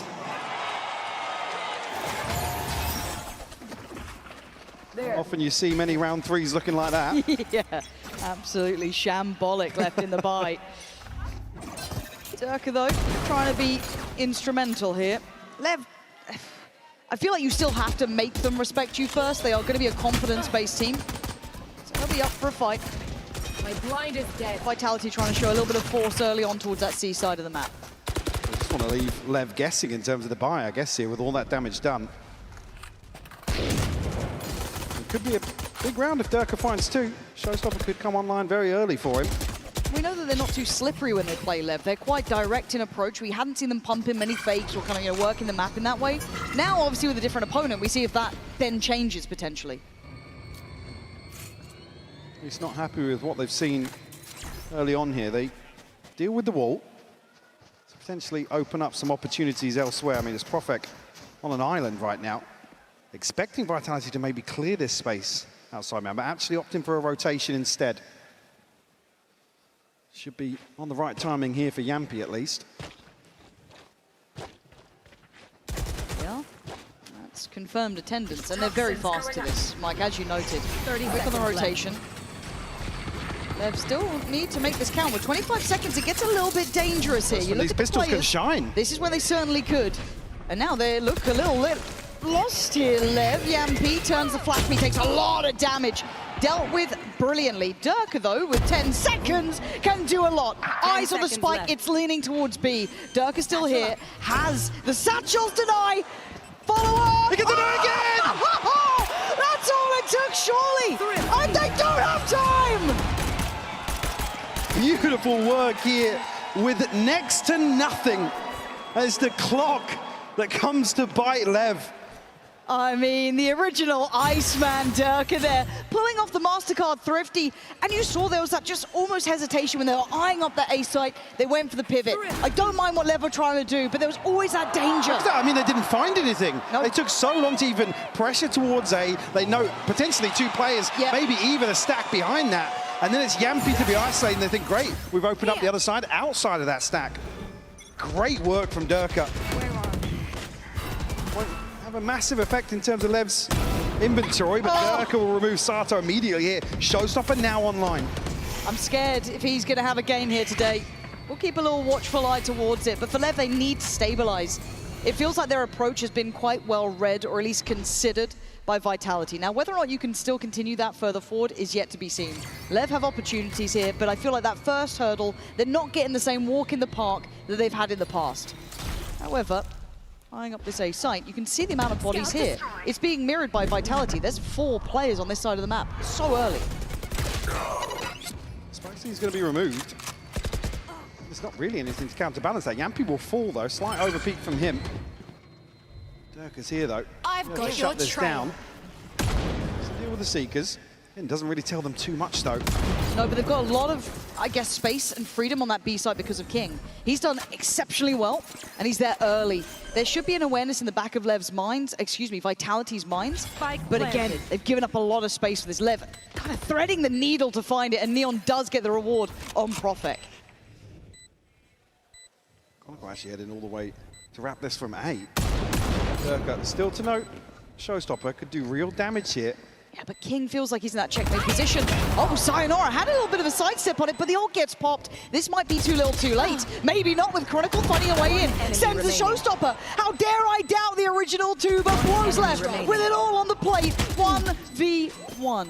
Another tap, Blows, trying to be patient. Chronicle trying to dig him out, but he's got to go now. Blows knows it, he's got him dead to rights. Lev answering back with the final player. Lev here able to just cement control off site. Again, it's a beautiful kill onto Profek, the one that really shuts things down very early on for Vitality. So Chronicle's got so much ground to cover. Yeah, making that decision because he's noted on the wall. They're going to expect him outside B, but Lev don't lean into that. Happy to commit to some of these crossfires on site. TP available now for Spike. Neon just one away from the Blade Storm. Vitality down to just pistols and a hero rifle here for Durka. Chronicle postured up though. Jeez. With this? Yeah, come on. Lev's going to clear that all day long, and this is a great opportunity for Leviathan to just build some confidence. Does it get quelled though? Durka has isolated the one. Again, it feels like it's just a really nice temperature check on how Lev like to play, but dealing with the rest of this round, I don't think it's going to happen with Sato taking space. Yes, it's against pistols, but you look at Sayonara now, he's got the upgrade. You look at Durka, there's still a bit of threat to this. Kind of lynches on this. Yeah, this 1v1 between him and Spike scene, but over towards Spawn. And pressured back. Great catch here from Sayo. That opens things up here. This is when it gets dangerous. Now you got threats, you got a fight on 2 fronts. You need space. Sayonara, wait, Durka's just saved him. And now Sato has to pop the odds just to kind of slow this down to stem the bleed. And it should, oh my god, it's all getting a little bit hectic on the server, but Durka, I think, knowing he's gonna be pretty close on time here, he's gonna play it forward, and Neon does very well. Again, this is a very light investment from Vitality. Not out of the chair yet. Yeah, damage done. A big ultimate from Sato, who's just desperate to convert here. Rightfully so in this situation. You have to respect a Showstopper that late into a post. Not sure what exactly happened there. I mean, thank God Blows falls to Durka at just the right moment. And I want to put a little bit of credit towards Neon here as well. Considering that Durka made a very authoritative start to things, he was very much controlling the tempo, being very much in their faces. Neon's done very well to match that, right back into it, leading the pack here. We've already had our eyes on this young man. Speaking of. And, well, talk about the amount of space he's going to get and the confidence, but does it again get checked? Sayonara is so prepared for that. Almost read very well into this Seaside hit now, especially with the util being invested. Sato caught with the blind. Ooh. Lucky to escape with his life there. Oh, it's going to get messy now. They have no idea what's going on. Is there going to be pressure beyond this? No, they actually just stall out for a second. They didn't want to crunch on that. Oh, but an angle found. And Sato going to have to try and get himself healthy again. They are down to 3, and they need him in this round. Flank coming through as well. Spike's not going to be able to go down here just yet, so they have to fight. Vitality can just freeze. Just got to be careful to not overdo things, allow for an instance to happen, but King's fallen. Blows in reaction, Profek on a heater! And it's all on Sato, 1v3, man. It would take miracles. And they ain't happening now. Vitality, again, right place, right time. I want to look at the start of that round. Again, a real opportunity, like I said, for Vitality to slow things down here, but Lev almost just misread or misgauge the timing here. There's a moment where you have to prioritize one of these fights. Once the smokes drop, all this U2 exchange expires, somebody has to go forwards. It's another situation where the spike's not being planted in that one window you would expect it to be. And again, Lev can rely on that scrappy fighting, but we're not seeing them commit just yet. Yeah, there's not enough pressure behind it to really instigate anything further. Knives to be depended on for Neon here, I can imagine. Working with that operator, but back towards what we were seeing towards B. Rinse and repeat, and hopefully to a different outcome here. Gonna be able to at least beat the wall. Spike's gonna get himself over towards the blue room early. And Neon looking again for a fight. Up for the challenge, and he spots his opponent. Again, Sayonara on the case. Neon this time respecting it enough. Eats the paranoia, but gets at least invested early. Seeker's come out here, but it doesn't really slow Vitality down. Full 5v5 here in the post. Durka's going to be the question mark in this equation. Oh, that's a nice little trade for Neon there, keeping things in equal footing. 4v4, there's the tipping of the scales. Sato in on it, Sayonara back. Hard to split these two, but the time is on Lev's side. And now you got to look at what's remaining. Neon waiting for someone to walk that smoke. Anyone to try and make a move. It's gorgeous from Neon. A lovely read of the game, and Durka, he knows the door is shut here. This, again, another round for Neon in my mind, where he has been the difference maker. Taking charge here for Lev. Creating so much pressure. You can see Vitality just waiting for an overbit. I mean, Durka's wall banging through to Link on repeat because there's just nothing to do in this downtime. They trade perfectly out towards C-Link as well. What a suck. Again, you got to question what's being called in this situation for Vitality. I don't know, it's just waiting for one of the extremities to pay off, but it didn't even look close with those two engagements that were key for them. Last place. 4-3 now. I just noticed that was all without popping the blade stop. Yeah. That was just a shorty. Which is wild, right? Like, that's actually outrageous. It was in their spawn. It's a different generation, man. Now, let's see Vitality feel they have the freedom, at least towards A for now. As Lev slowly start clearing towards C, or at least showing a little bit of something on C. They want to keep this clean. Hard to find stability in a tempoed game like this. Well, Vitality happy to lean into conceding a lot towards B. I mean, correct read here for them. Sayonara really the one to do damage. It's got the Guardian. Time to hunt. Yeah. And it's only a classic for them, sadly, so very, very hard to be imposing if they figure that out. Flash to find nothing as well. This is very patient from Lev, actually. Respecting maybe. Well, I say respecting what actually led them astray earlier on with an awful buy from Vitality. 30 was the seconds clock. left. You see a similar situation here. 20 seconds. With that Horn seeing nothing, it actually might compound the problems that are about to fall onto Yampi's plate. Because as it stands, Lev got a right read and a great catch from King. Again, showing some real diligence and patience with that explosivity. It is a lovely sight to see. This round, they've really buttoned up here. Again, this is against pistols and a slight upgrade for Sayonara, but beyond that, the way they've approached this so far, Mike, to me, tick in the box. Way more clinical this time around. Damage a consideration, sure, but I think King's going to be moving forwards here. Money in a very good spot for Lev. Do still have the Blade Storm to offset that. Sato building towards another showstopper as well. Yeah, not much left in this one for Vitality other than to wait it out. There. I'm curious to see if some of these slower rounds here, Vitality do go hunting. It's usually Chronicle the one to get a little more active on this defensive side. Have to give all three up.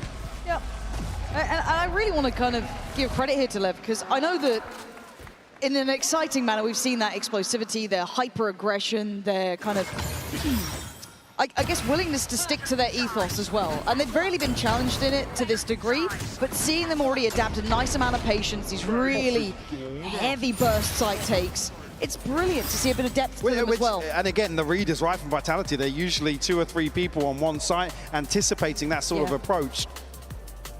Again, the way in which they're winning out is kind of slowing Lev down on that initial approach. And we already talked about the smokes dropping and kind of being left in a weird spot where the spike's not planted and they're not then committing to that second wave that has suited Vitality more so, but still, 4-4 scoreline here. Now this Coinbase win condition for Vitality certainly going to be built around maybe making use of more players on one side of the map. I certainly do want to see them maybe dig out a player like King. We've seen Neon to be the one lurking outside rubble and kind of posturing up, and again, it's always a clear indicator in this sort of composition. You see all of the duelists, there is an opportunity to do something. Yeah, we'll see if they can figure it out. Again, audience-wise, I think you can hear it at home. The Lev fans have turned up today and already seeing a nice bit of resilience from them here. We win. But buy back in hand for Vitality, and a necessary one. You could kind of feel the change. Similar situation to what I was just talking about. Neon's probably going to go forwards here with an operator to look for something. Does have the Blade Storm, so he can play a little more aggressively. There's 3 players here, though. That is a decent amount to try and clear, but Yampi's got to be careful. Okay, going to be seen on the haunt. How do they react? It looks like with a proactive approach here, noting the operator. I guess you've got to just steady the ship on sea, make sure you don't get overwhelmed and fall in the meantime. They've taken the space back towards rubble as the exchange, but Lev carrying on, and Chronicle's going to be caught in no man's land. How is he still alive? Finally cleared, and a bit of a mistake it felt like there from Chron. Maybe just trying to back himself in a fight, but has given up the site, and Sayonara has to respect this. I was not noted though, finally picked up by Sato. Looking out to try and deny. That won't land. Not doing any damage here. I didn't like that at all from what I saw from Vitality then on C. They looked a little lost in how they wanted to handle that slower site take coming in, kind of caught in between 2 ideas. That's exactly what I was talking about. They need to convert that pressure onto Neon into something. They don't even deal with the wall. Maybe opting here to hold on to what they've got. Like I said, if that's the call on one side of the map, I mean, Syra and Chronicle need to back out of sight, maybe. Either back out or commit to it. Yeah, it was honestly, that trade out on the front line. Chron's got a smoke to slip into. I mean, it's not like it's black and white. There's an opportunity for him really to get involved, but I just want them on the same page if they're going to do it, and I think that opportunity for Lev is going to love it. They're going to lap that up. Ticking the box for me, though, coming out of a timeout is to see the thing I want Vitality to do, which is the pressure at least onto Neon. Again, don't necessarily learn too much behind that. Certainly, Vitality, a team that have done their homework, they have to have a decent understanding of the approach here. Yep. Sato's starting to get a little bit more animated on stage, but this is all business for now, right? Hard to feel fully secure in it, even though it's a great string of rounds, seeing where they hit, right? The opening, yes, good for Vitality, but once we got into the kind of meat of it, once we got into the buy rounds, it has been Lev at the helm. Now, do we see an adjustment here for Lev? You were noting that they were kind of pressuring towards I think Neon. It's the perfect response now if Neon shows. The unfortunate thing being Vitality have completely switched up the defensive formation here. It's going to be fairly all in and direct here from Lev. I like this, though. The tempo changes gorgeous, but Chronicle just swinging it. I feel like some of this is a misread. It feels too individual to my eye. And Lev will absolutely thrive in these environments, as they are, looking dominant as they take the site, and more than likely take the round down to Durka, Sayonara, and Profek. It just doesn't feel like they're on the same page here. No. Back in here at a disadvantage. Scout destroyed. Flo's at least going to identify it. Need a free catch here. Could it be Dirk onto King? Grenade! Trying to offset that. Forced off Heaven at least, but still doesn't really net them anything. No, and it's such an arduous task to just get back towards site. That's going to help matters, but the speed up now has to be sublime. Down to just blows in a 1v2. He's got the spike, at least in eyesight for now. And the time is ticking. Beautiful. It's done. It's over, surely no time to play. Walking outside Ara, another one for Lev. Beautiful call here from Lev, anticipating Vitality. You're going to replicate the same thing, but actually, Vitality switching things up. Chronicle, a little bit of an overcommitment to that opening engagement. You know, he just wants to maybe do some damage here. I mean, you're stuck between a rock and a hard place, but Neon's here so quickly to catch the second player. Coming on to bolster this site hold. And even there, One enemy remaining. I mean, the snake bite, the reset for the paint shells as well. They could slow things down a little bit here. Comes a little flustered when it comes down to that 2v1. Beautiful. Clutch, though, running the clock down. Impressive work from Lev. I'm really, genuinely enjoying this. Vitality looking a little, as said, out of sorts. Let's see if they can button up now. Looking like they want to make a bit of a pressure play. They've already kind of aware of these traps, seeing it. But yeah, far enough forward now to read the util, know what's going on, know they have an opportunity elsewhere on the map. Sayonara is close enough to at least provide some support to Chronicle. And keep in mind, they are currently almost abusing one of the most decorated players in this game, Chronicle. They are making it look like that's the goal. Sayonara here in support. Let's see if they can be, again, synchronized in this. But Lev laying plans for later, not committing to this C approach. Profek obviously the one to take this space with the paranoia previously. Happy to stay present. Let's catch a little info here, just not a shot. I don't think he spotted anything there, but he certainly was seen. And it's 4 to creep back behind this now. What a lovely gear shift. Again, going back to those 4-1s that we know they're notorious for. They have the Seekers if they want to get some security on the site in case they're walking in blind. They'll get great information on this as well. They know they've got room to play into here. Profek desperate to catch the cross, but has to give away position. Yampi on the right side of the map. 13 seconds, this could get dangerous, it could get close, but they've found safety in numbers. They've found security in this. Plant now in playtime on their side, and Lev lighting up the kills. Spikes in, once in, buries him alive. Chronicle and Sayonara, do you have it in you now? A 2v3, and Sato falls, okay. This time, order is Chronicle. Big hole here from Chron. Yeah, now you've got to make the most of it though. Blows, gets involved early, takes the head off of Sayonara's shoulder as Chronicle. Left to do it all. And the time is running low, and they are running away, making it work for his dinner. King! There'll be none of that. Lev look a cut above Vitality on this side. Looking so composed here. The situation is where you expect Vitality's well-drilled retakes to really excel. It's the likes of Sato to find crucial kills.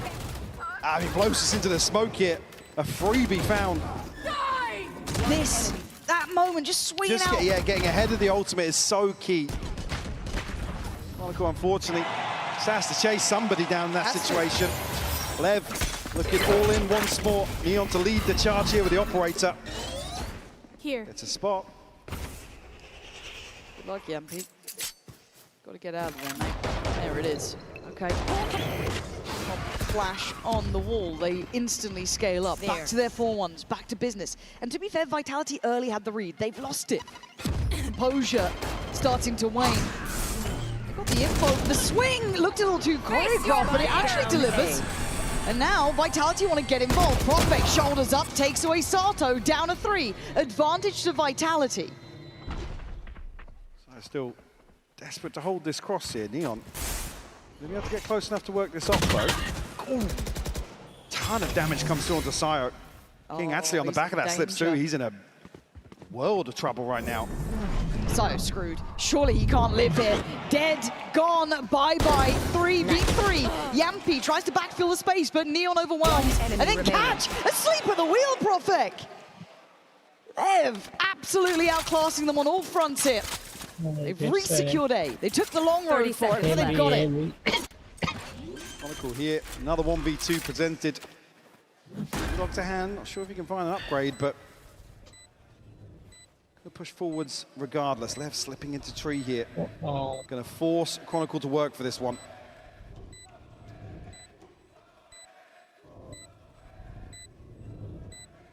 Again, time to do this. He can clear out these early spots, but as soon as that spike starts ticking, he's got to make a move here. He must know now that they've given up sight and they're in towards tree. And it feels too little, too late, but I'm happy to be wrong. The swing, it is together, it's in unison, and it's dominant from Lev already, 8-4. These guys look astounding. Yeah, a beautifully called half here. Vitality unable to really find value from these anchors. That's to say as well, Syra's getting a ton of kills. Chronicle, unfortunately, falling short in my eyes in this first half. But, I mean, that's not to take anything away from the way Lev are approaching this. Really well drilled first half here from Lev. Highly impressive stuff. But a man who started well was Durka. And we spoke with him about Vitality's dominant win over Foot for this HyperX player moment. I mean, I thought game against Foot will be a bit closer, as it usually was. I feel like Sop and Xeos didn't have as good game as they usually have. I feel like they might be tired, maybe something else happened, but also I think once you play someone 3 times in a row, you kind of get used to them, and in my opinion, they're still a very strong team, and we were kind of surprised that it was a bit easier than it used to be. So yeah, we were actually like doing really great on the server and kind of like recognizing the patterns or also knowing what to expect from them. With every peak, with every bit of pressure that's placed on the shoulders of Foot, they keep opening up even more mistakes. You can see it in the way that they're playing. It's wide swings, not set up at all. It's death from 1,000 cuts. Vitality perfectly happy to dish this one out. Cristali doing his best. It's 3 quick kills, but immediately evens out. I mean, getting at least top 4 this event already feels amazing after missing so many last year and even this year missing Santiago. I think means a lot for me because now I got like a couple friends with me, Yampi and Chronicle, also 2 new teammates, Rofek and Sayonara, so I'm really excited to play with them still. I really want to show people how good we can be and how much we prepare for this tournament or even this year overall. I think we can do even better than top 4 at this Masters.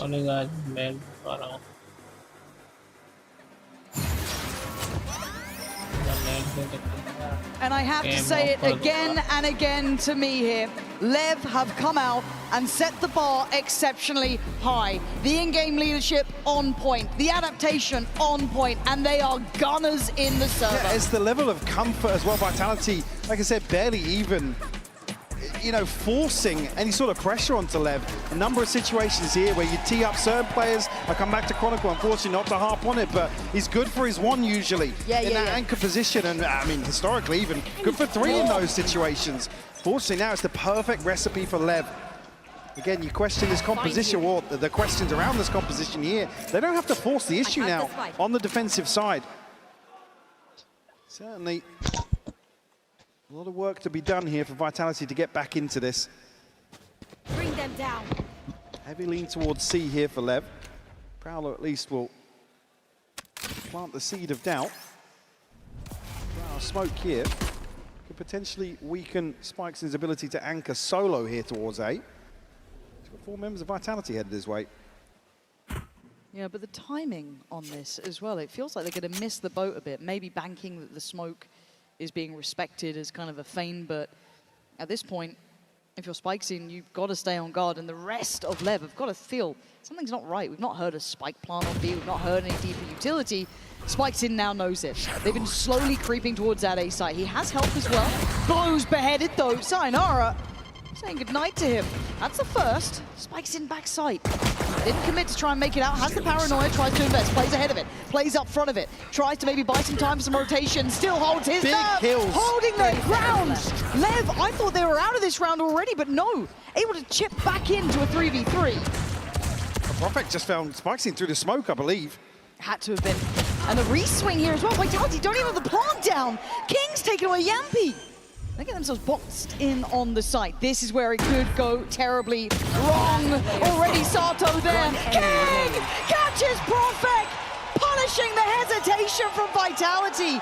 Lev are looking too good.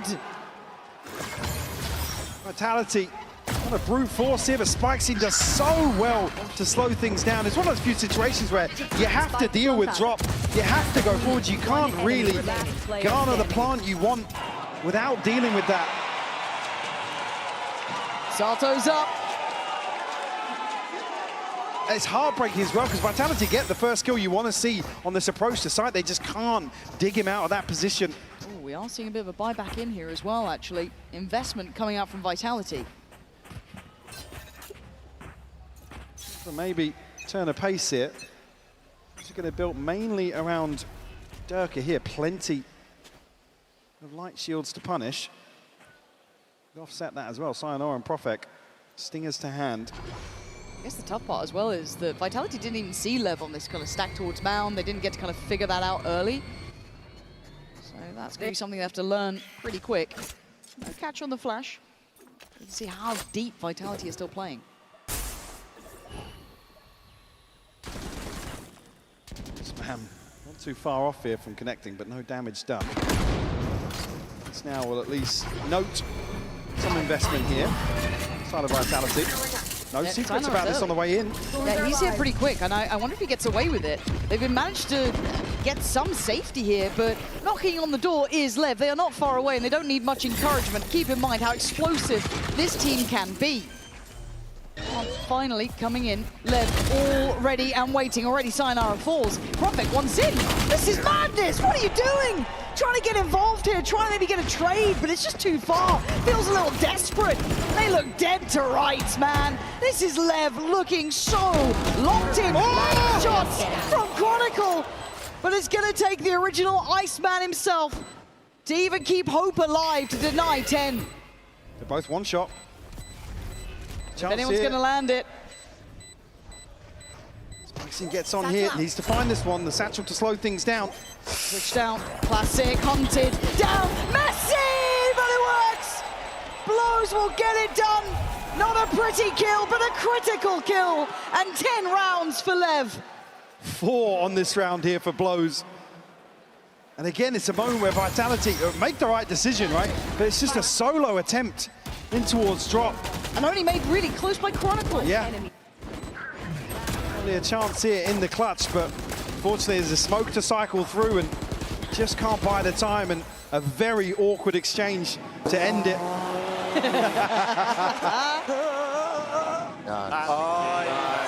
Shit happens, bro. Vitality will pump the brakes here, take their second time out. Lev still chilling. Haven't had to take a pause for thought. Already at double digits. Vitality going to be thrown off kilter ever so slightly. With that purchase, don't really net good old progress out of that either. A tough task lays ahead of them. Oh yeah. Certainly a way back into this, but they are reducing that margin with that round 2 force for sure. And again, need I remind you, this is Vitality's map choice. They opted to come into this, sit at 4 rounds, 3 of those garnered at the very start of the first half. Since then, it's been a lockout. Lev have looked a cut above, quite substantially too. This hasn't, I mean, in a couple of rounds gone a little close short, but it hasn't felt that close here. Lev looked better. As well, just a perfect example of that previous round where I said Lev with this scoreline don't need to force the issue on the defense. They're happy to make Vitality sweat. Bring them down. This early intention towards B shown from Yampi once more, but a little misdirection. Door opened here will force Neon a little deeper, but does have support in the form of King. Grenade! Well retrieved here. I mean, still some investment here. I mean, Vitality just need a round. Yeah. Like, sounds a little too simple, but that's what it takes, and Neon's not allowing it. Chronicle looking all too easy to clear. And now Spike's inside a read into the pressure that's mounting. Trying to back away in time, and he does, just about. I mean, if you can buy time again, this is going to be critical for Lev. And look at Sato here so early. Right place, wrong time though, Sayonara on the clear. And the B side looking like where they might pivot towards, but caught before the smoke plume. Blows, stands guard, and Durka taking so much damage. And there he is, Neon waiting. Took away Kron, took away Durka. This man doesn't care about the old gods. Irrelevant in his mind. As Profek and Yampi desperate to convert around.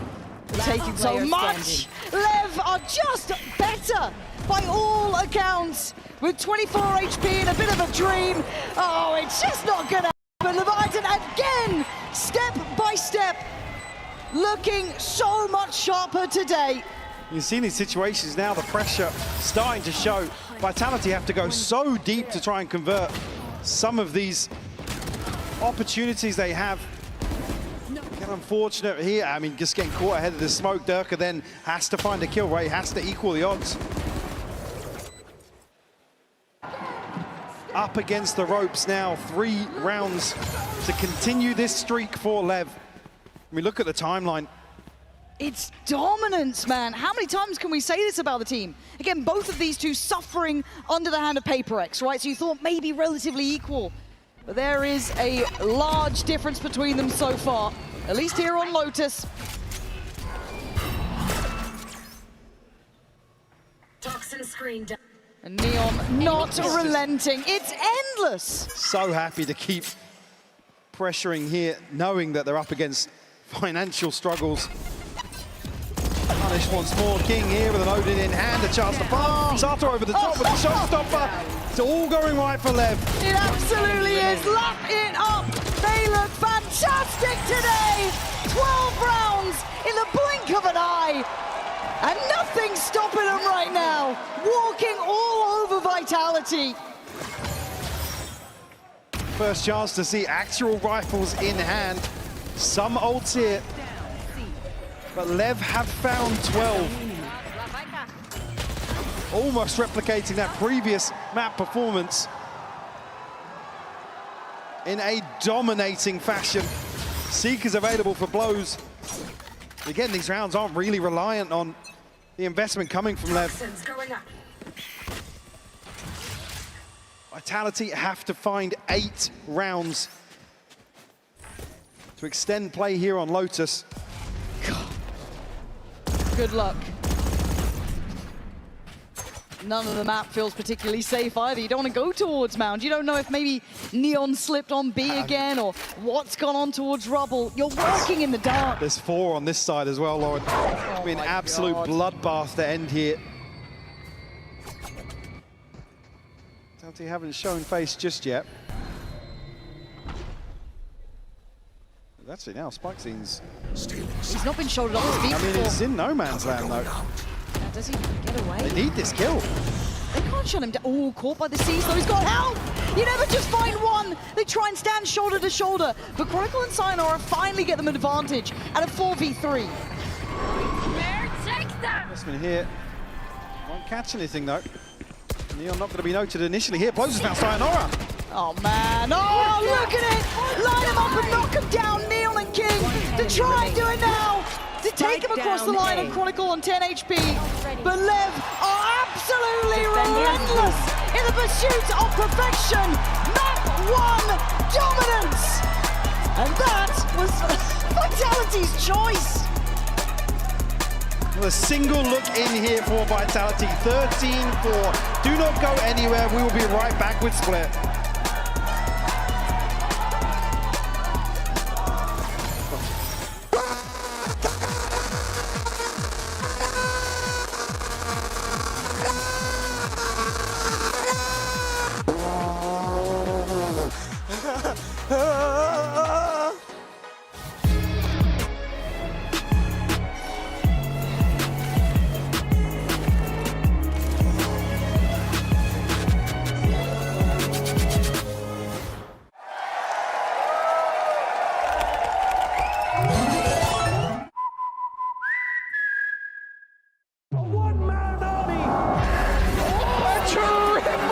worldwide. He's hunting down that title.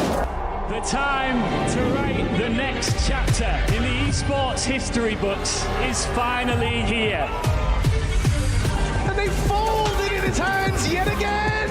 Steps up to the plate, and he could knock this one out of the park. Now they shall be engraved alongside the greats.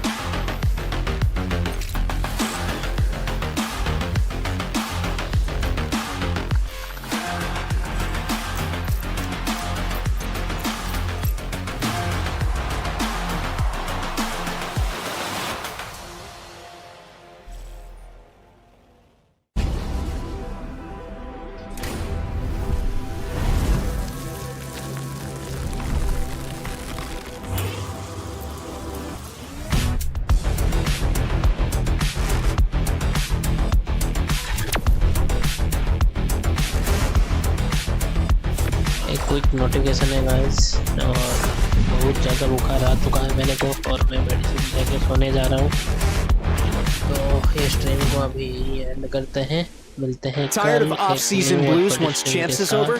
Fear not, because Valorant is coming to the Esports Nations Cup, where players split from their clubs and compete for national pride. Will EMEA turn every round into a chess match? Is Brazil about to turn